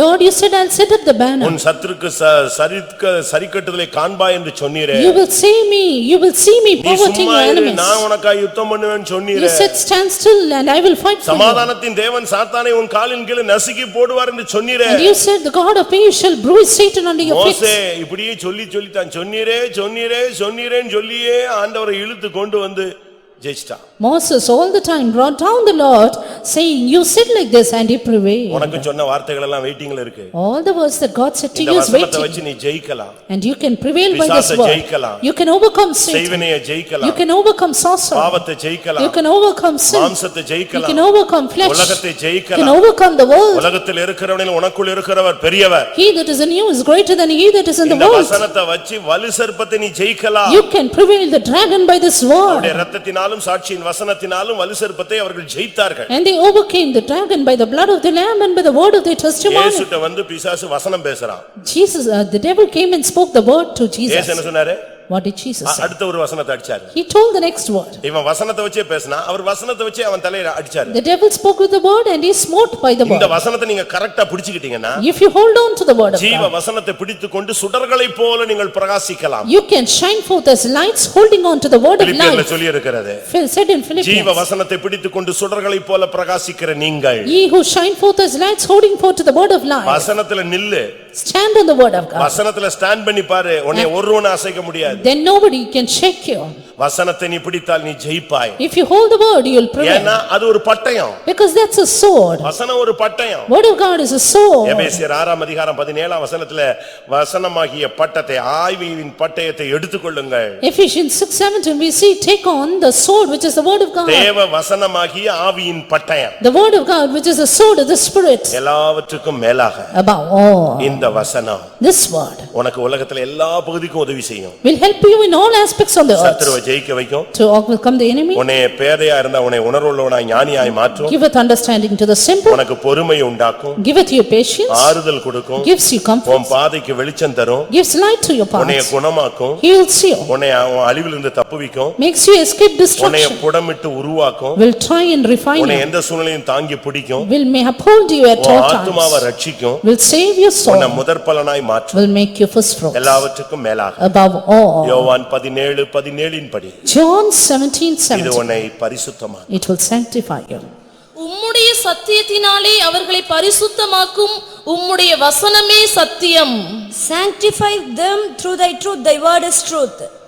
அவருடைய வசனம் சத்தியம். His word is truth. இந்த வசனத்தினால் அவர்களை பரிசுத்தமாக்கும். He will sanctify you through this இந்த வசனம் truth. உனக்குள்ள இருந்தா If this word is in you, உன்னை கொஞ்சம் கொஞ்சமா உருவாக்கி ஒரு பரிசுத்தமாய் மாற்றி it will form you little by little and make you எல்லாரும் holy. கண்களை மூடுவோம். Close your eyes. இந்த வசனம் உனக்குள்ள உன்னை பரிசுத்தமாய் மாற்றி இந்த வசனம் உன்னை மறுரூபப்படுத்தும். This word will make you holy and transform ஒரு you. சவுண்ட் கிடைக்கும். A sound you will hear. எக்காலம் தொனிக்கும். The trumpet will sound. அந்த சவுண்ட் கேட்ட உடனே Then அப்படியே நீ மறுரூபமாயிடு. Then you will be transformed. அப்படி விசுவாசிக்கிற எல்லாரும் கண்களை மூடி முழங்கால் பண்ணி All those who believe, close your eyes, be on இந்த your knees. வசனத்துக்கு என்னை தலையை வணங்குகிறேன். Lord, I bow down before this verse.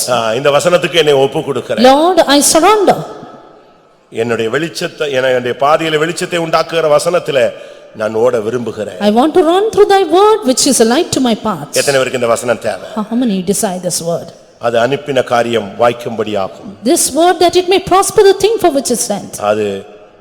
அதுக்காக நீ காத்திருந்தால் அது உனக்காக கிரியை செய்யும். If you wait for it, it will work for you. ஆண்டவரே என்னை புடமிடட்டும், என்னை உருவாக்கட்டும், எப்படி ஆயினும் நான் பரிசுத்தமாக வேண்டும்.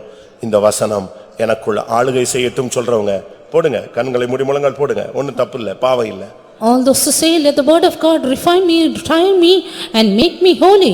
Close your eyes, be on your knees. இந்த வசனம் எந்த சூழ்நிலையில சிக்கினவனுக்கு உதவி செய்யும். This word of God will help us in any situation. பலவீனத்தோடு வந்தாயா, இந்த வசனம் உன்னை பலப்படுத்தும். Are you weak? The word of God will strengthen you. வியாதியோடு வந்தாயா, இந்த வசனம் உன்னை குணமாக்கும். Sick, the word of God will heal you. கோபத்தோடு வந்தாயா, இந்த வசனம் உன்னை பொறுமையாக்கும். Anger, the word of God gives you patience. துக்கத்தோடு வந்தாயா, இந்த வசனம் உன்னை ஆறுதல் படுத்தும். Sorrowful, the word of God will comfort you. தோற்று போய் வந்தாயோ, இந்த வசனம் உன்னை ஜெயிக்க வைக்கும். Failure, then you word of God will பாவத்தோடு prevail. வந்தாயோ, இந்த வசனம் உன்னை பரிசுத்தமாக்கும். Come with sin, the word of God will இந்த sanctify. வசனத்தை விசுவாசிக்கிறேன், ஏற்றுக்கொள்கிறேன் சொல்லுங்க.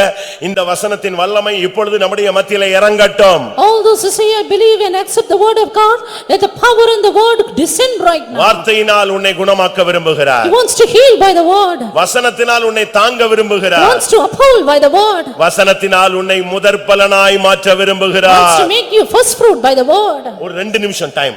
Just 2 minutes. அந்த வசனத்தின் சக்தி உனக்குள்ள வரட்டும். Power of the word may come into you. அந்த ஜீவன் உனக்குள்ள வரட்டும். Let the life come into you. அந்த டச்சிங் உனக்குள்ள வரட்டும். Let you have the touch. அது உன்னை தூக்கி எடுக்கட்டும். Let it lift you up. ஆண்டவரே வசனத்தில் உள்ளதான அந்த அபிஷேக வல்லமை இப்பொழுது என்மேல் இறங்கட்டும் சொல்லுங்க. இப்பொழுதே வசனத்தின் சக்தி இறங்கும். Say, Lord, let the anointing of your word descend and the power will send on you.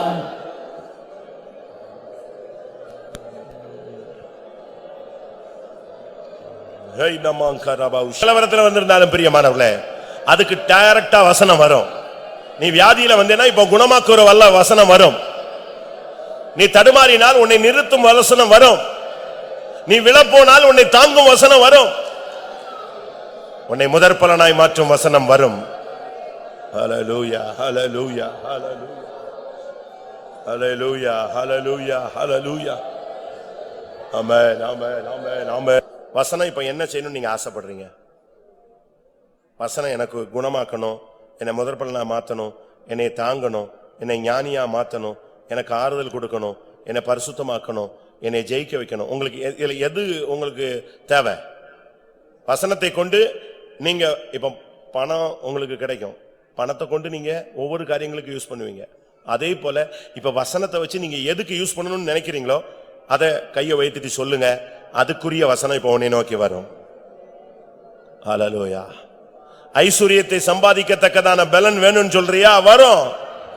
ஆண்டவரே என்னை குணமாக்கும் சொல்லு, அந்த குணமாக்கும் வசனம் வரும். என்னை ஜெயிக்க வைக்கணும்னு சொல்லு, உன்னை ஜெயிக்க வைக்கிற வசனம் வரும். அது வரும் பொழுது ஒரு அபிஷேகத்தோடு வரும். அது ஒரு அக்கினிமயமாய் வரும். அக்கினிமயமான வார்த்தைகள் வரும்.